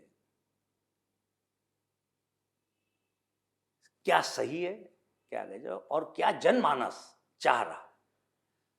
नारायण दत्त तिवारी के बाद आप हमें एक भी मुख्यमंत्री बता दीजिए जो जन आकांक्षा के अनुरूप फैसला लेता हो। आज इतने साल होने के बाद, आज 37-38 साल से उत्तर प्रदेश को ब्यूरोक्रेट्स चला रहे हैं। मंत्रियों में आप उठा के देख लिए, आधे से ज्यादा मंत्री अयोग्य, जिन्हें कुछ मालूम ही नहीं, तो उनका सेक्रेटरी, उनका अफसर, उनका एसडी बताता, वो दस्तखत कर देते हैं, जानते ही नहीं कुछ। मुख्यमंत्री को इतना विचारवान, इतना योग्य होना चाहिए। माने कल्याण सिंह आए, कल्याण सिंह ने अच्छी सरकार चलाई, 6 महीने बहुत अच्छी सरकार चलाई, लेकिन उन्हीं ब्यूरोक्रेट्स के दम पर।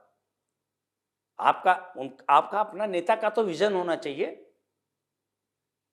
वो विजन आप इतनी बार मायावती आई, उन्होंने बहुत अच्छी सरकार चलाई, लेकिन डिसीजन लेने में बहुत सतीश मिश्रा हो, शशांक शेखर सिंह हो, है ना, जो और नवनीत सहगल हो, सब ब्यूरोक्रेट्स के 5 अफसर, वो सब। तो दुर्भाग्य है खासकर उत्तर प्रदेश का कि यहां लीडरशिप में मैक्सिमम अयोग्य लोग आ रहे हैं। कहाँ गोविंद वंदन परम, सुचिता कृपलानी, हेमवती नंदन बहुगुणा, नारायण दत्त तिवारी, चंद्रभान गुप्ता, आप बताइए ना।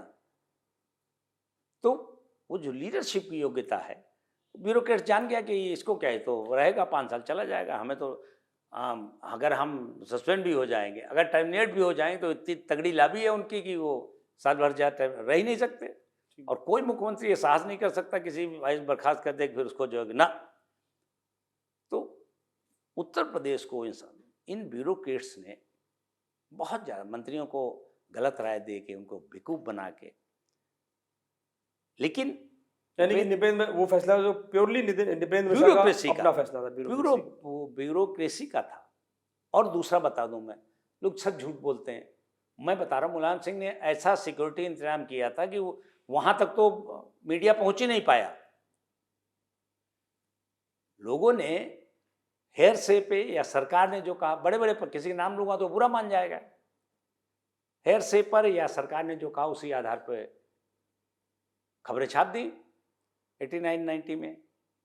वहां मुलायम सिंह ने ऐसी सिक्योरिटी व्यवस्था कर दी थी कि 15 मतलब फैजाबाद क्या है, कोई जा ही नहीं पा रहा था, इतना जबरदस्त इंतजाम बैरिकेडिंग कर दिया था। जो लोग वहां पहले से पहुंचे थे, जैसे मैं वहां पहले से ही मौजूद था, आशंका लगे कुछ होगा तो मैं 4 दिन पहले पहुंच गया था वहीं टिका। मैंने हमारे सीनियर कार्य संपादक बेचारे नहीं रहे जो आज, उन्होंने कहा कि अरे अशोक इतने जल्दी क्यों चले गए। अरे मैंने कहा नहीं भैया, कुछ करना है इसलिए आ गए, मान लो आप नहीं करो तो हमें 3 दिन की छुट्टी मान लो। तो ब्यूरोक्रेट्स ने पंडित जी, एक आपने वहां पर ढांचा देखा, ढांचे को गिरते हुए देखा, उसकी रिपोर्टिंग की, वहां खाली मैदान देखा, वहां पर प्रभु राम को स्थापित होते हुए देखा, और उसके बाद भव्य राम मंदिर देखा। राम मंदिर के दर्शन किए हैं आपने? हाँ हाँ, मैं कई बार जा चुका। अब ये इस जो ट्रस्ट बना, शुरू से लेकर सवाल उठ रहे थे ट्रस्ट को लेकर कि वहाँ जो महात्माओं के अलावा बाकी लोग शामिल किए गए, चाहे वो सरकार की ओर से, चाहे वो पार्टी की ओर से हो, चाहे वो संगठन की ओर से हो, वीएचपी वगैरह। चंपत राय, जब इस आंदोलन के दौरान आप वहाँ रिपोर्टिंग कर रहे थे, चंपत राय को आप किस तरीके से देखते हैं? वहाँ पर उनकी क्या भूमिका थी उस समय? मैंने आपसे कहा ना कि मंदिर निर्माण में या मंदिर आंदोलन में चंपत राय की कोई भूमिका नहीं, शून्य भूमिका है, उनका चयन ही गलत हुआ। श्री राम मंदिर ट्रस्ट, जब थोड़ी बात जाति उस पर आ जाएगी, लोग बुरा मान सकते हैं, लेकिन भाई भगवान राम से बड़ा कोई क्षत्रिय राजा नहीं हुआ जी, ब्रह्मांड में नहीं हुआ। लेकिन भाई उनको चलाने वाले कौन है? महाराज वशिष्ठ, गुरु ने आयुष दिया। वहां भी देखिए, जब धनुष तोड़ने गए तब भी उन्होंने कहा, उठाऊ राम भंजऊ भव चापा, मेटहु तात जनक परितापा। लक्ष्मण की उग्रता के बाद भी जब तक विश्वामित्र ने नहीं कहा कि राम उठो, तो मेरा मतलब ये है, जब मंदिर का ट्रस्ट बना, मैंने किसी को ब्लेम नहीं कर सकता, तो उस ट्रस्ट में हिंदुओं के का सर्वाधिक जो पीठ है, सर्वोच्च पीठ है, वो शंकराचार्य। 4 शंकराचार्य हैं, 10-12 शंकराचार्य भारतीय जनता पार्टी और संघ ने बना दिए। आपको उन 4 शंकराचार्यों पर भरोसा नहीं था, तो उस पीठ का राम जन्मभूमि ट्रस्ट, बड़े बड़े संत हैं, गुरुशनानंद जी महाराज हैं, प्रेमानंद जी हैं, वो राजराजेश्वर महाराज जी हैं, या जो 4 शंकराचार्य हमारे स्थापित, ट्रस्ट का अध्यक्ष उसी को होना चाहिए। नंबर 1 बात। दूसरी बात, हमारे सारे पुराणों में देखिए जितने हैं, वो सब, चाहे व्यास जी हों, चाहे वाल्मीकि हों, सब उन्होंने भगवान का, लेकिन सबने एक बात कही कि जो मंदिर का प्रधान हो वो ब्राह्मण शरीर होना चाहिए। अच्छा, ये हमारे पुराणों में लिखा है, ये मैं नहीं कह रहा, मैं इसलिए नहीं कह रहा हूँ मैं ब्राह्मण हूँ इसलिए कह रहा हूँ, ये हमारे पुराणों में लिखा है कि जो मंदिर का प्रधान है वो ब्राह्मण शरीर होना चाहिए। तो चंपत राय की तो नियुक्ति के लिए, चंपत राय का क्या योगदान? चंपत राय न सन्यासी है, चंपत राय न साधु है, चंपत राय न महात्मा है। तो श्री राम जन्मभूमि दावा कर रहे हैं पांडे जी की अशोक सिंघल ये जिस समय अपने ताप पर थे इस पूरे आंदोलन के दौरान, जब उनकी एक आवाज़ पे हज़ारों लाखों विश्व हिंदू परिषद के जो अपना बजरंग दल के लोग आ रहते थे, तो और पहली बार 90 के दशक में जिन लोगों ने भी चंपत राय को यहाँ देखा, तो उन्होंने कहा कि अशोक सिंघल जी ने परिचय कराया कि भाई ये कोश का सब कुछ काम देखते हैं, तो ऐसे मुनीम की भूमिका थी। और आज इस पूरे प्रकरण को आप कैसे देखते हैं, जब अगर ये मान भी लिया जाए कि वो कोश की समस्या सारी जो है समाधान देखते थे, इतनी बड़ी जो घटना हो गई, इसको क्या ऐसा है कि इसको डाउन प्ले करने की कोशिश की जा रही है और पर्दे के पीछे कोई और है जो ऐसे लोगों को बचा रहा है? चंपत राय की भूमिका, अब आप छोटी बात सुनो कि जब सीता जी को रावण ने हरा तो कुटिया में अकेली थी, वो राम लक्ष्मण दोनों जंगल में थे, और यहां तो सीता हरण भगवान के सामने ही हो रहा है, तो बिल्कुल वही स्थिति है।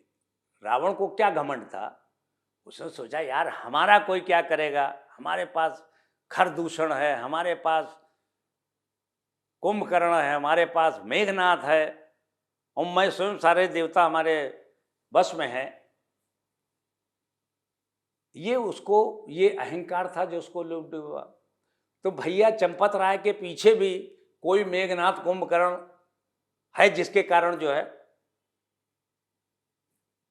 फिर हमारे यहाँ गरुड़ पुराण में, हमारे यहाँ नारद स्मृति में, मनु स्मृति में, स्कंद पुराण में, अग्निवेश पुराण में, कोई लोमश रामचरित में, सब जगह, मतलब ये अब हम तो अभी को नहीं, ये तो ईसा से 5100 वर्ष पूर्व, ईसा मसीह 5100 वर्ष पूर्व ये ग्रंथ पुराण लिखे, मतलब अस्तित्व में आए। लिखे तो लाखों वर्ष पहले गए, अस्तित्व में आए, कहे तो लाखों वर्ष पहले गए।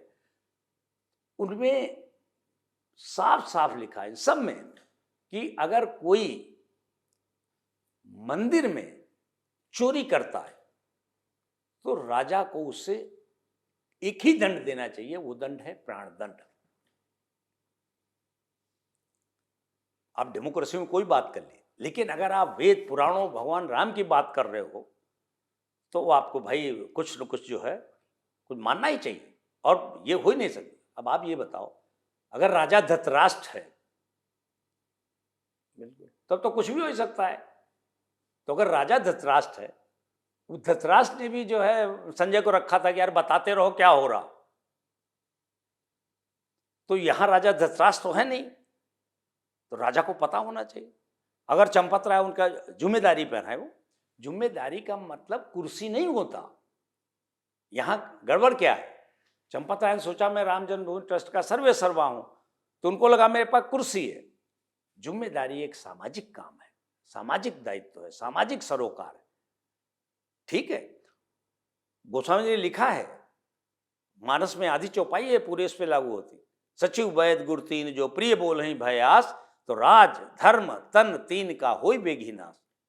चंपत राय को जिम्मेदारी है।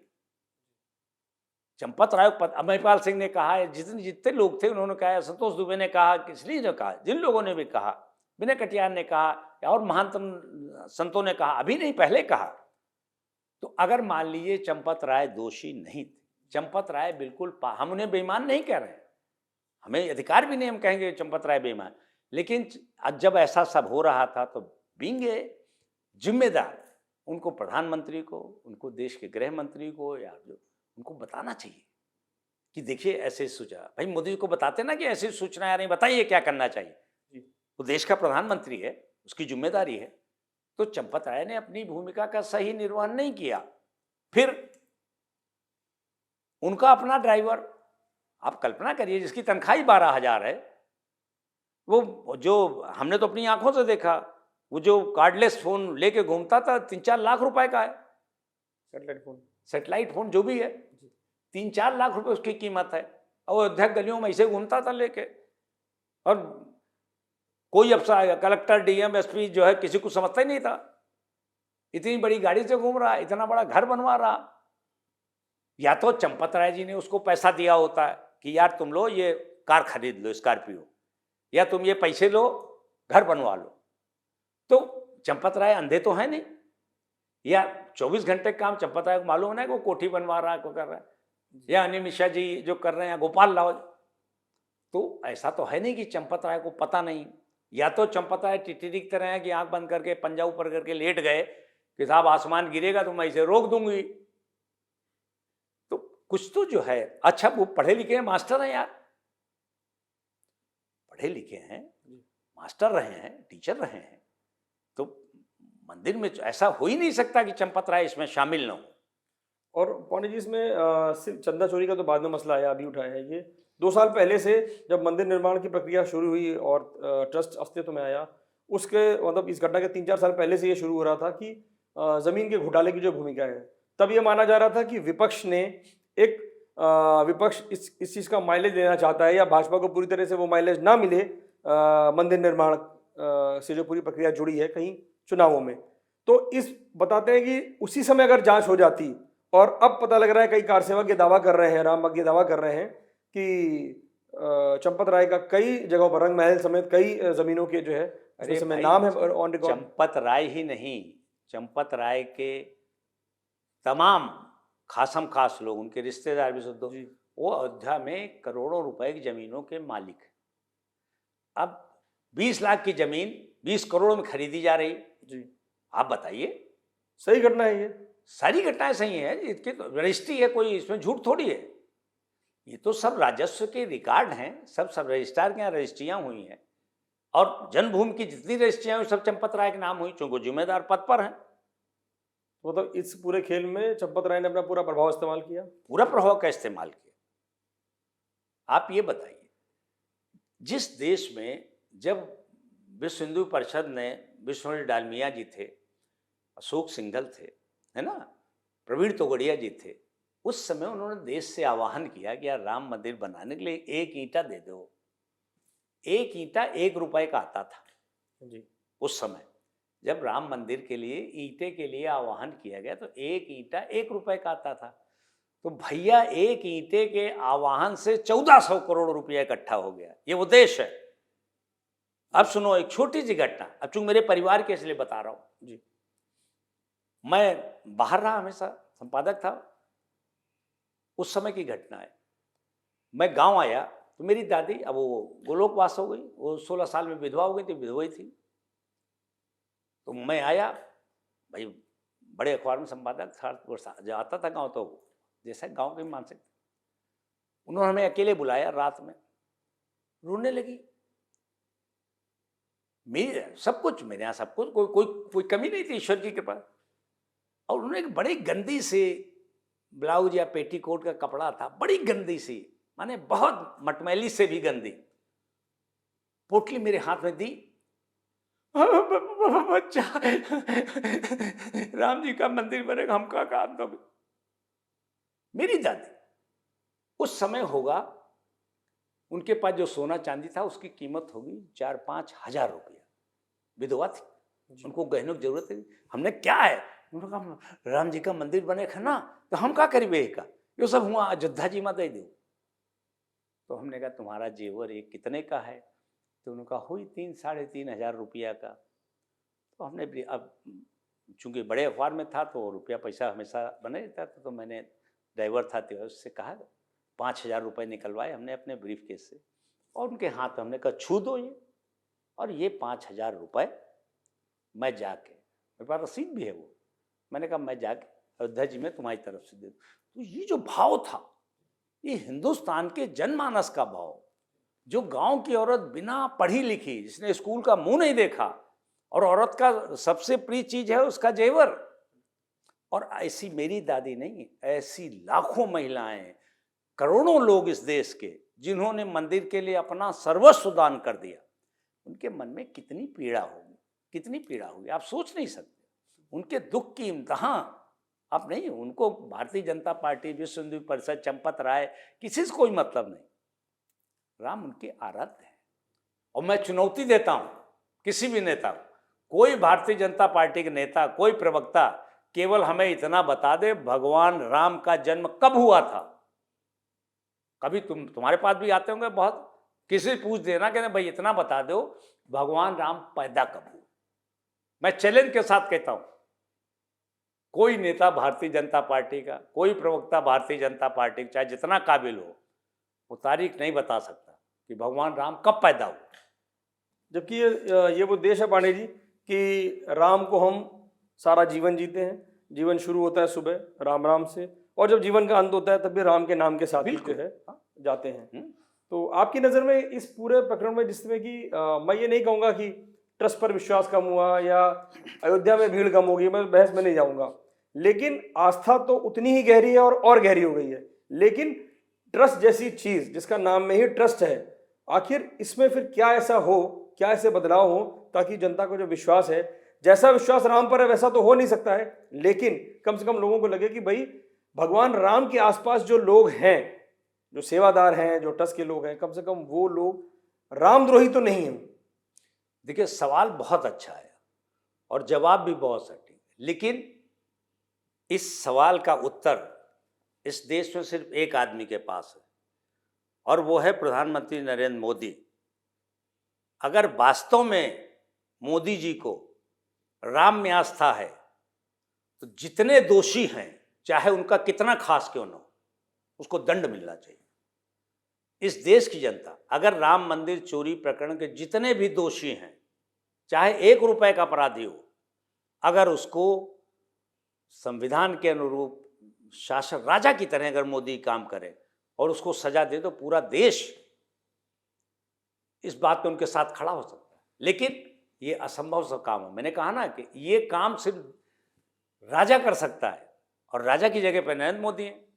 ये फैसला उनको कठोरता के साथ लेना पड़ेगा कि जो भी दोषी है, चाहे उनका अपना आदमी क्यों न हो, उसे दंड देना। अगर इस ट्रस्ट का राम में और राम जन्मभूमि और अयोध्या में 145 करोड़ में 100 करोड़, जो 125 करोड़ हिंदू हैं, उनका अगर भरोसा जीतना है, उनको वही आस्था जो है देनी है, वही विश्वास देना है, तो दोषियों को कठोर से कठोर दंड प्रधानमंत्री को देना चाहिए। अगर इसमें वो पक्षपात करेंगे, हिलाहवाली करेंगे, ढिलाई करेंगे, तो निश्चय ही आम आदमी की जो आस्था है वो मंदिर के प्रति। दूसरा मेरा सुझाव है, मैं कोई ट्रस्ट का, मैं कोई अधिकृत आदमी तो हूं नहीं देश का कि मैं कह दूं ऐसा। वहां किसी चरित्रवान, ईमानदार, असली संत को, चाहे वो शंकराचार्य हो, चाहे जिन संतों को, किसी संत को उसका प्रधान बनाना चाहिए, जिसको कुछ नहीं लेना देना यार, जिसको कुछ नहीं लेना देना। मोदी जी को भी कुछ नहीं लेना देना। अगर आप मोदी को एज ए पर्सन उनकी वो करो, तो उन्हें क्या लेना देना है? न बच्चे, न परिवार, कुछ नहीं। उनको तो, उनका तो जीवन लोक कल्याण में चला जाए तो बहुत अच्छी बात है। तो ऐसे आदमी को ट्रस्ट का वो बनाओ, है ना, कि जो वास्तव में संत हो, महात्मा हो, ईमानदार हो, चरित्रवान हो, जो सत्य के रास्ते पर चले, है ना।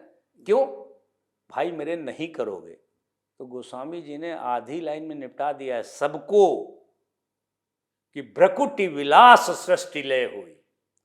भगवान राम वो ताकत है कि अगर उसने पलक झपका दी तो पूरी सृष्टि का ही विनाश हो जाएगा। और तुम उन्हीं के मंदिर में चोरी करवा रहे हो। तो राजा का, मैंने कहा ना, राजा धृतराष्ट्र है तो बात अलग है। अदरवाइज राजा को नहीं पता कि क्या हो रहा है, तो ये बहुत बड़ा फेल्योर है राजतंत्र का भी, लोकतंत्र का भी, हर तरह से आप देखें ये बहुत बड़ा फेल्योर है कि मंदिर में चोरी हो रही है और आपको पता नहीं। एक छोटी सी बात, किसी भी इलाके के थानेदार चाह ले कि हमारे थाने में अपराध नहीं हुआ, मैं लिख के दे सकता हूं, अपराध शून्य हो जाएगा वो थाना। लेकिन थानेदार सोचता है यार पैसा दे थाना लिया है तो जो है होने दो। तो जो प्रधानमंत्री देश का या जो मुख्यमंत्री है, फिर इस तरह के बैठे, योगी जी ने कह दिया दूध का दूध, पानी का पानी होगा, ये कहना नहीं चाहिए, करके दिखाना चाहिए। ये करना चाहिए, ये भाषण नहीं देना चाहिए कि कोई कितना बड़ा ताकत है उसको बख्शेंगे नहीं। अब देख रहे हो, जनता देख रही है यार, लोग कितना देख रहे हैं मुख्यमंत्री का बयान टोला कि यार मुख्यमंत्री ने कहा तो कोई नहीं बचेगा, और सब बचे जा रहे हैं, कोई नहीं बचेगा और सब बचे जा रहे हैं। तो इससे क्या, मैंने आपसे कहा ना कि जो जन भावना जो है, जो समाज में आज गांव में जो है, ये देश जो है, लखनऊ दिल्ली बम्बई के दम पे नहीं चल रहा।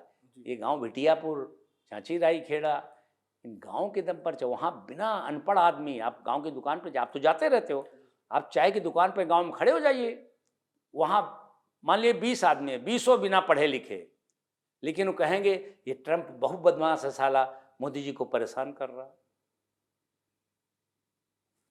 तो ये जो भाव है, तो जो दिल्ली की गद्दी है वो उस गांव के उस आदमी की विचारधारा से मिलती है जी। और वो दुखी है यार, भगवान के यहाँ चोरी हो रही, जिसने 1 रुपया भी दिया है वो भी दुखी है। ठीक बात यार, हम दिया रहे, हम तो 11 रुपया दे रहे, रसीदों कटवा रहे, फलाने आए रहे हैं संघ वाले और बजरंग दल वाले, और बताओ सर चोरी के लिए गाली बक रहा है। तो ये जो जनभाव है ये तभी मिटेगा जब प्रधानमंत्री इस पर बहुत कठोर एक्शन लेंगे। जो भी दोषी है, चाहे उसने पैसा न लिया हो, चंपत राय ने चाहे पैसे न खाए हो, लेकिन चंपत राय दोषी हैं, क्योंकि चंपत राय के पास वो जिम्मेदारी का पद था। तो प्रधानमंत्री जो भी लोग हैं, आप बिल्कुल आप निसंग, मतलब प्रधानमंत्री को इस पर कुछ बयान देना चाहिए। अगर देश को इस भावावेश से बचाना है तो प्रधानमंत्री को आगे आना पड़ेगा, उनको कहना पड़ेगा कि भगवान राम के मंदिर में जिसने चोरी की है या जो भी उसके लिए जिम्मेदार, उसको मैं छोड़ूंगा नहीं, उसको मैं दंडित करूंगा, कठोर से कठोर दंड दूंगा। यही राजा का धर्म है? और फिर राम का मंदिर देखो, कितनी छोटी सी बात है भाई, आपको इतिहास से कुछ सीखोगे भी तो। राजा बन गए हैं बेचारे, 45 साल की उम्र भगवान राम की जब वो राजा बने जी।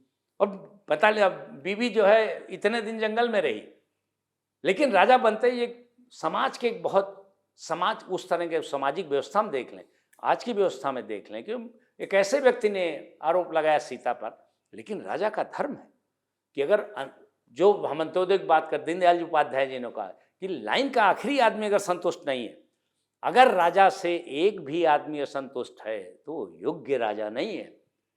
भगवान ने गर्भवती पत्नी का तिरस्कार किया, गर्भवती पत्नी जो अपराध है, पाप है, लेकिन राजा का धर्म निभाने के लिए कि अगर हमारी जनता में एक आदमी भी हमारे निर्णय से के खिलाफ है तो मेरा धर्म है कि मैं वो करूँगा।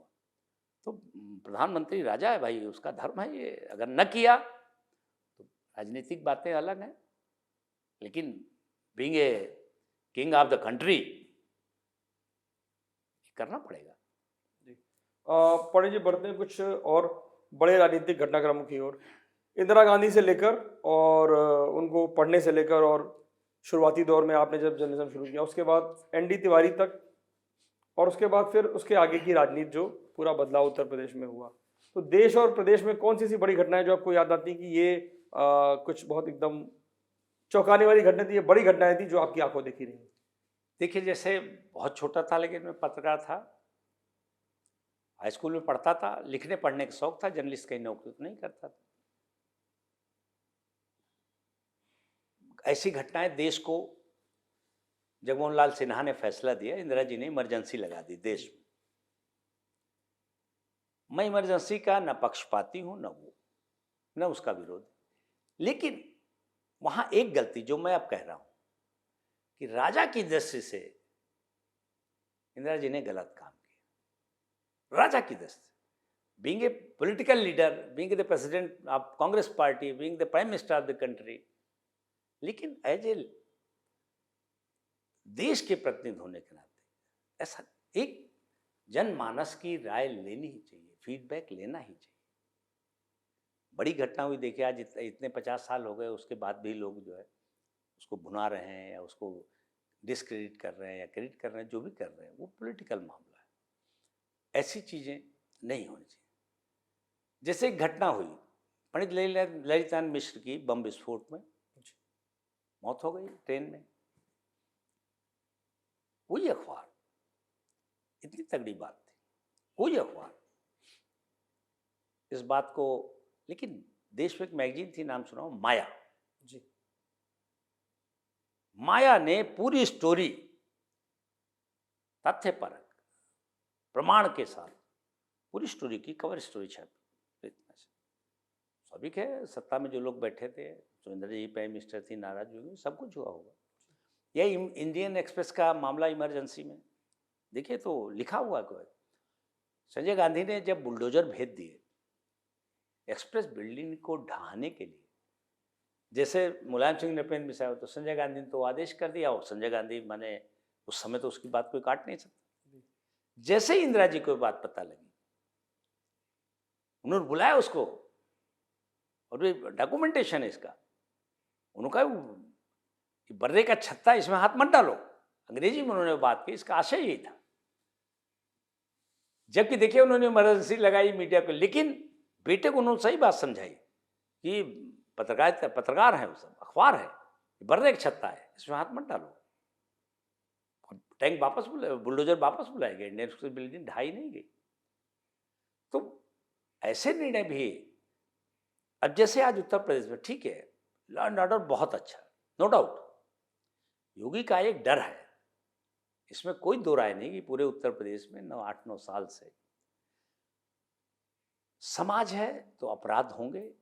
कोई भी व्यक्ति ये बात जो है नहीं कह सकता कि साहब हम राज्य मुख्यमंत्री होंगे तो अपराध तो सामाजिक व्यवस्था का अंग है।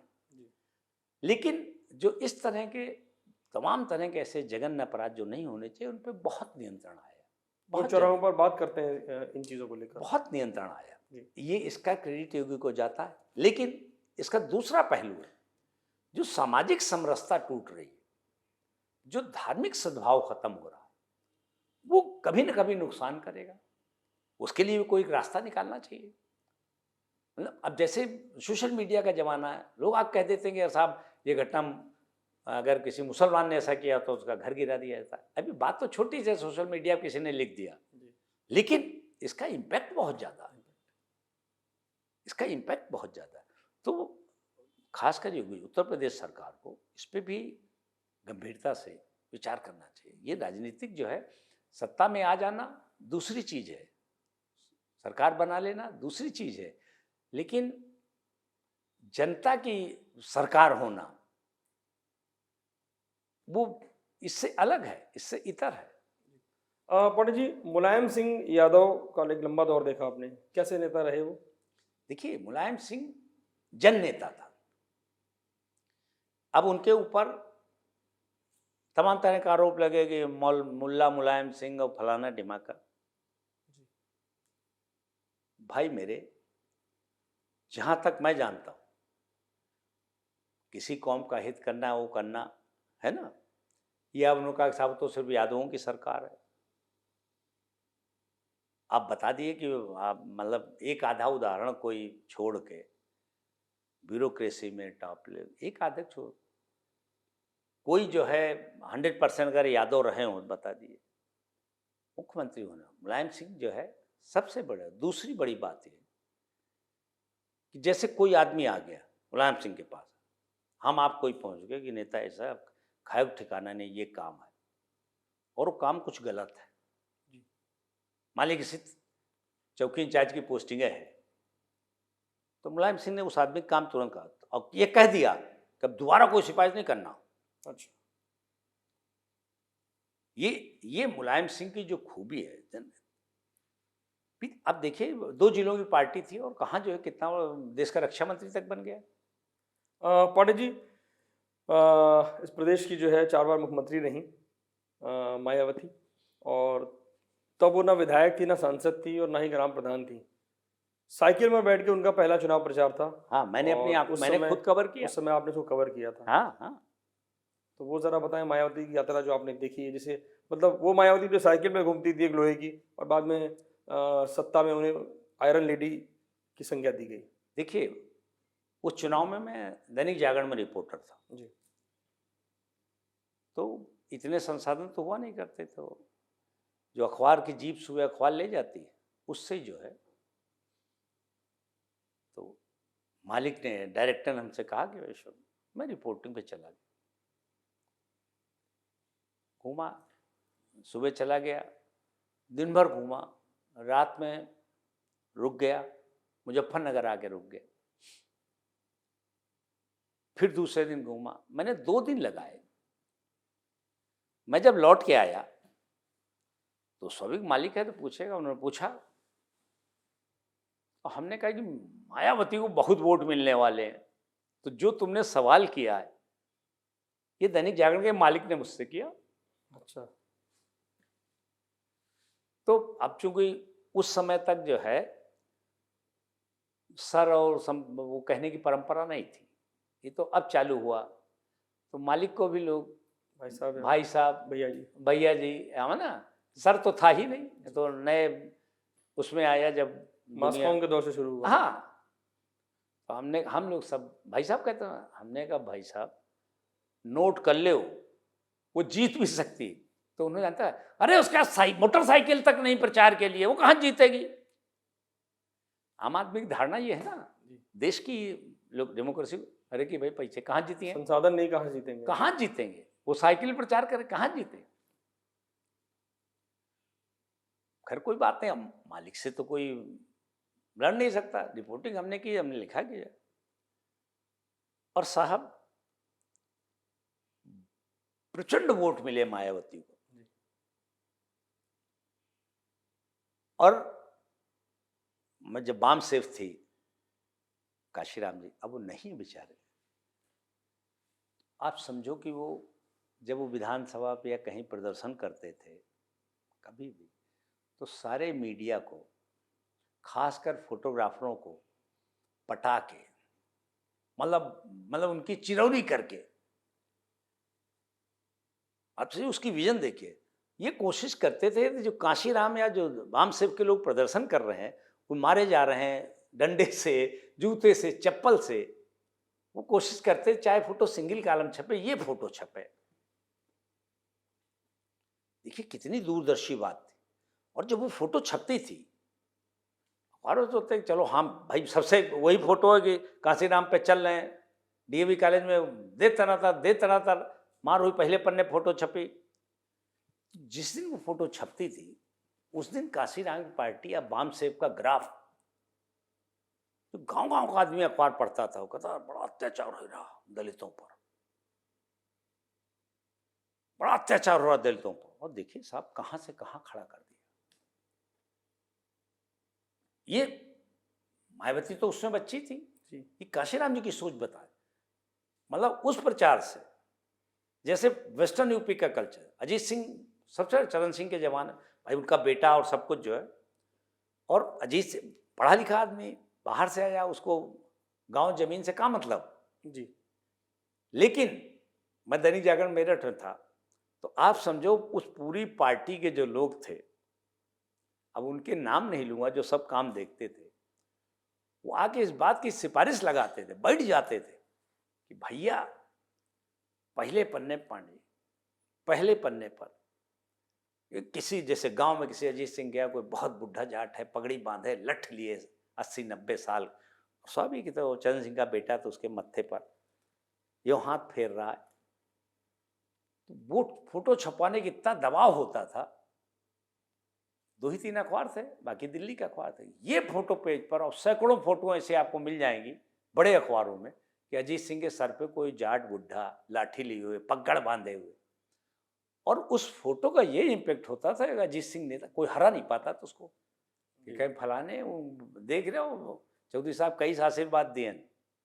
वो फोटो पूरे क्षेत्र में, पूरे पश्चिमी उत्तर प्रदेश में चर्चा का विषय बनती थी कि भाई फलाने चौधरी देखो, उनका आशीर्वाद है, तो सब एकजुट हो गए जाट। कुछ नहीं है इसमें, लेकिन मैसेज बहुत बड़ा मैसेज वही काशीराम ने मैसेज दिया। इतना एक अकेला आदमी जिसने इतना बड़ा संगठन खड़ा कर दिया। और मायावती ने उसको, मतलब मायावती जैसा एडमिनिस्ट्रेटिव चीफ मिनिस्टर, उन्होंने सही गलत नहीं देखा, उनको लगा कि ये गलत है। मैंने कहा ना कि विचार नहीं किया कि गलत है कि सही है। अगर गलत उनको लगा तुरंत दंडित। बताओ, उन्होंने 2007 में जब उनका सैलाब आ गया तो चीफ मिनिस्टर बनी भी नहीं, शपथ भी नहीं थी, और 3 बड़े अफसरों को सस्पेंड कर दिया। वो किस्सा बड़ा चर्चित है। आप कुछ नहीं है, आप कुछ भी नहीं है भाई, आपकी पार्टी जीत के आई है, लेकिन अभी आप ना मुख्यमंत्री हो ना कुछ, अभी तो शपथ तक नहीं ली विधायकों ने, आपने भी नहीं ली, और आपने 3 बड़े अफसर सस्पेंड कर दिए शाम को। सरकार तो बनी बाद में, मुख्यमंत्री स्वतः संज्ञान लेते हुए शाम को 3 अफसर। तो अब चूंकि राजा है भाई, मुख्यमंत्री उसी को बनना है, तो किसी ने उसका वैसे देखा जाए तो प्रजातांत्रिक तरीके से गलत है। आप जब कुर्सी पा जाओ, जिम्मेदारी मिल जाए तब करो। तो गुड एडमिनिस्ट्रेटर।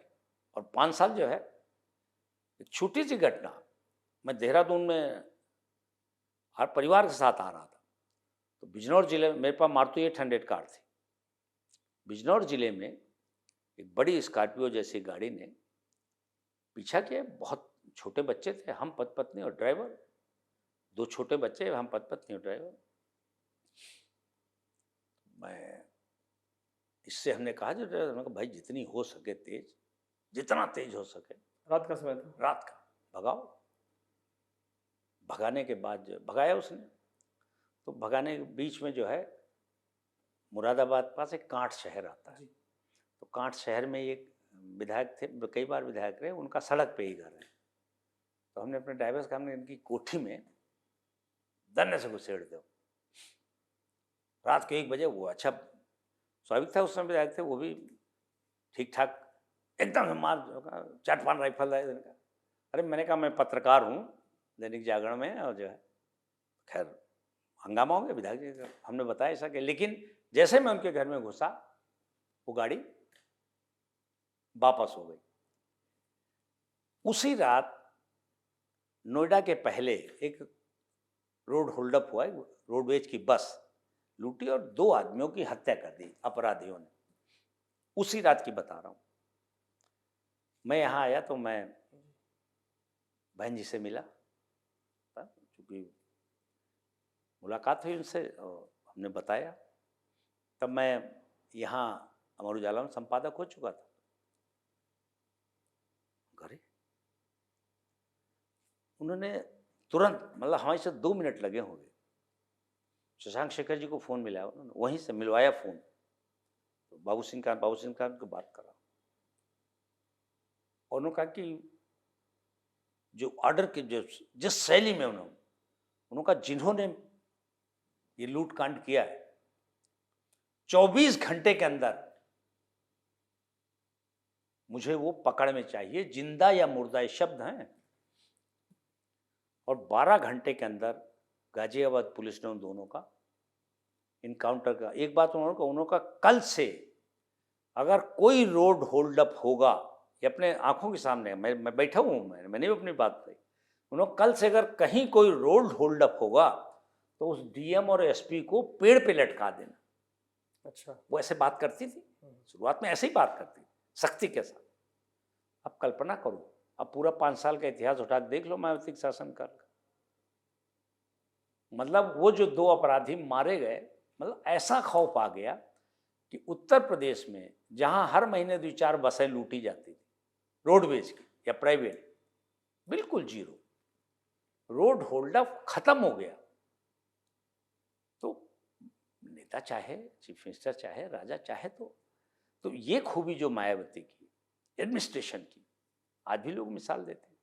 और जो आपने मायावती को जो कि एकदम शुरुआती दौर से कवर किया, और मुख्यमंत्री बनने के बाद भी आपके जो है जो पत्रकारिता वाले रिश्ते रहे, बाकी मायावती एज ए कहते हैं कि ब्यूरोक्रेट्स के साथ या अपने पार्टी में तो खैर बोलने किसी की हिम्मत नहीं थी, एक डिक्टेटरशिप वाली भूमिका थी। मतलब वो अथॉरिटी इतनी रखती थी कि जबकि आईएएस आईपीएस या ऐसे कोई भी ऑफिसर हैं, उनको ब्यूरोक्रेट्स के इस तरह की भाषा या अंदाज सुनने का उससे पहले आदि थे नहीं वो लोग। थोड़ा बहुत मान लीजिए मुलायम सिंह के दौर में कुछ कहा सुना गया तो बातें लगे, लेकिन मायावती जब आई तो इस पूरी यूपी की ब्यूरोक्रेसी को अलग तरीके से उन्होंने डील किया। भाई मेरी थोड़ी हंसने वाली घटना है। बहन जी ने सीनियर आईएएस आईपीएस की मीटिंग बुलाई,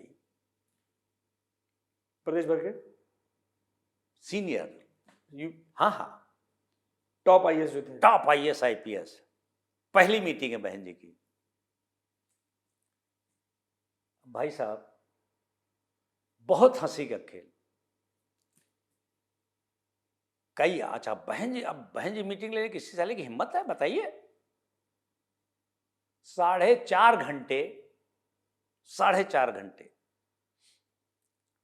बहन जी ने उन्होंने सब बताया, ये किया, अपनी प्राथमिकताएं गिनाई, सब किया।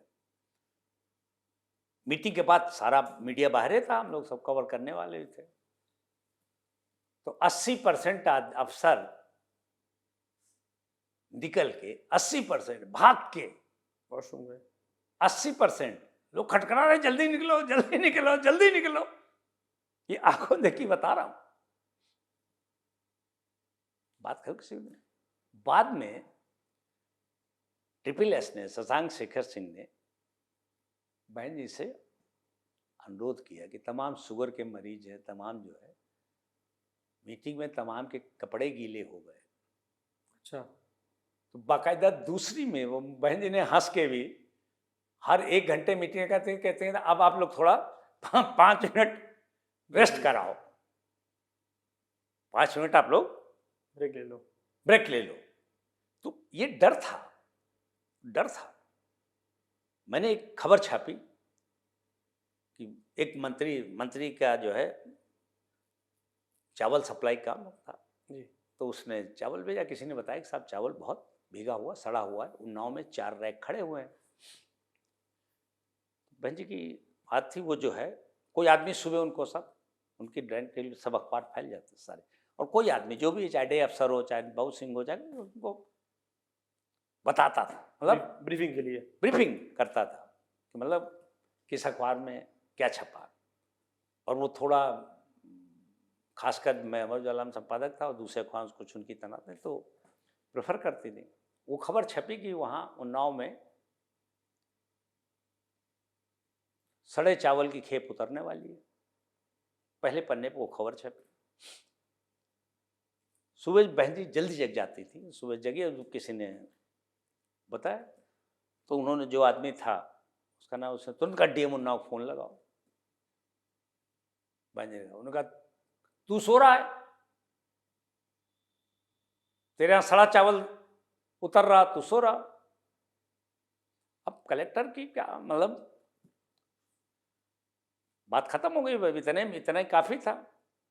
कलेक्टर साहब जिस नाइट सूट में थे, जैसे थे वैसे उन्होंने स्लीपर चप्पल पहुंचे। हमारी 5-7 डीएम का ऑफिस और रेलवे स्टेशन पास है।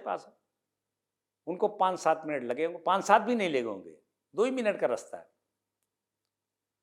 तो वो लुंगी पहने कलेक्टर साहब, साउथ इंडियन कलेक्टर था, लुंगी पहने। अब जो एक्शन हुआ, चूंकि हमें मालूम था कल कुछ होगा, तो हमने फोटोग्राफर कहा बेटा कल सुबह सतर्क रहना, बहन जी का कोड़ा बहुत जल्दी चलता है।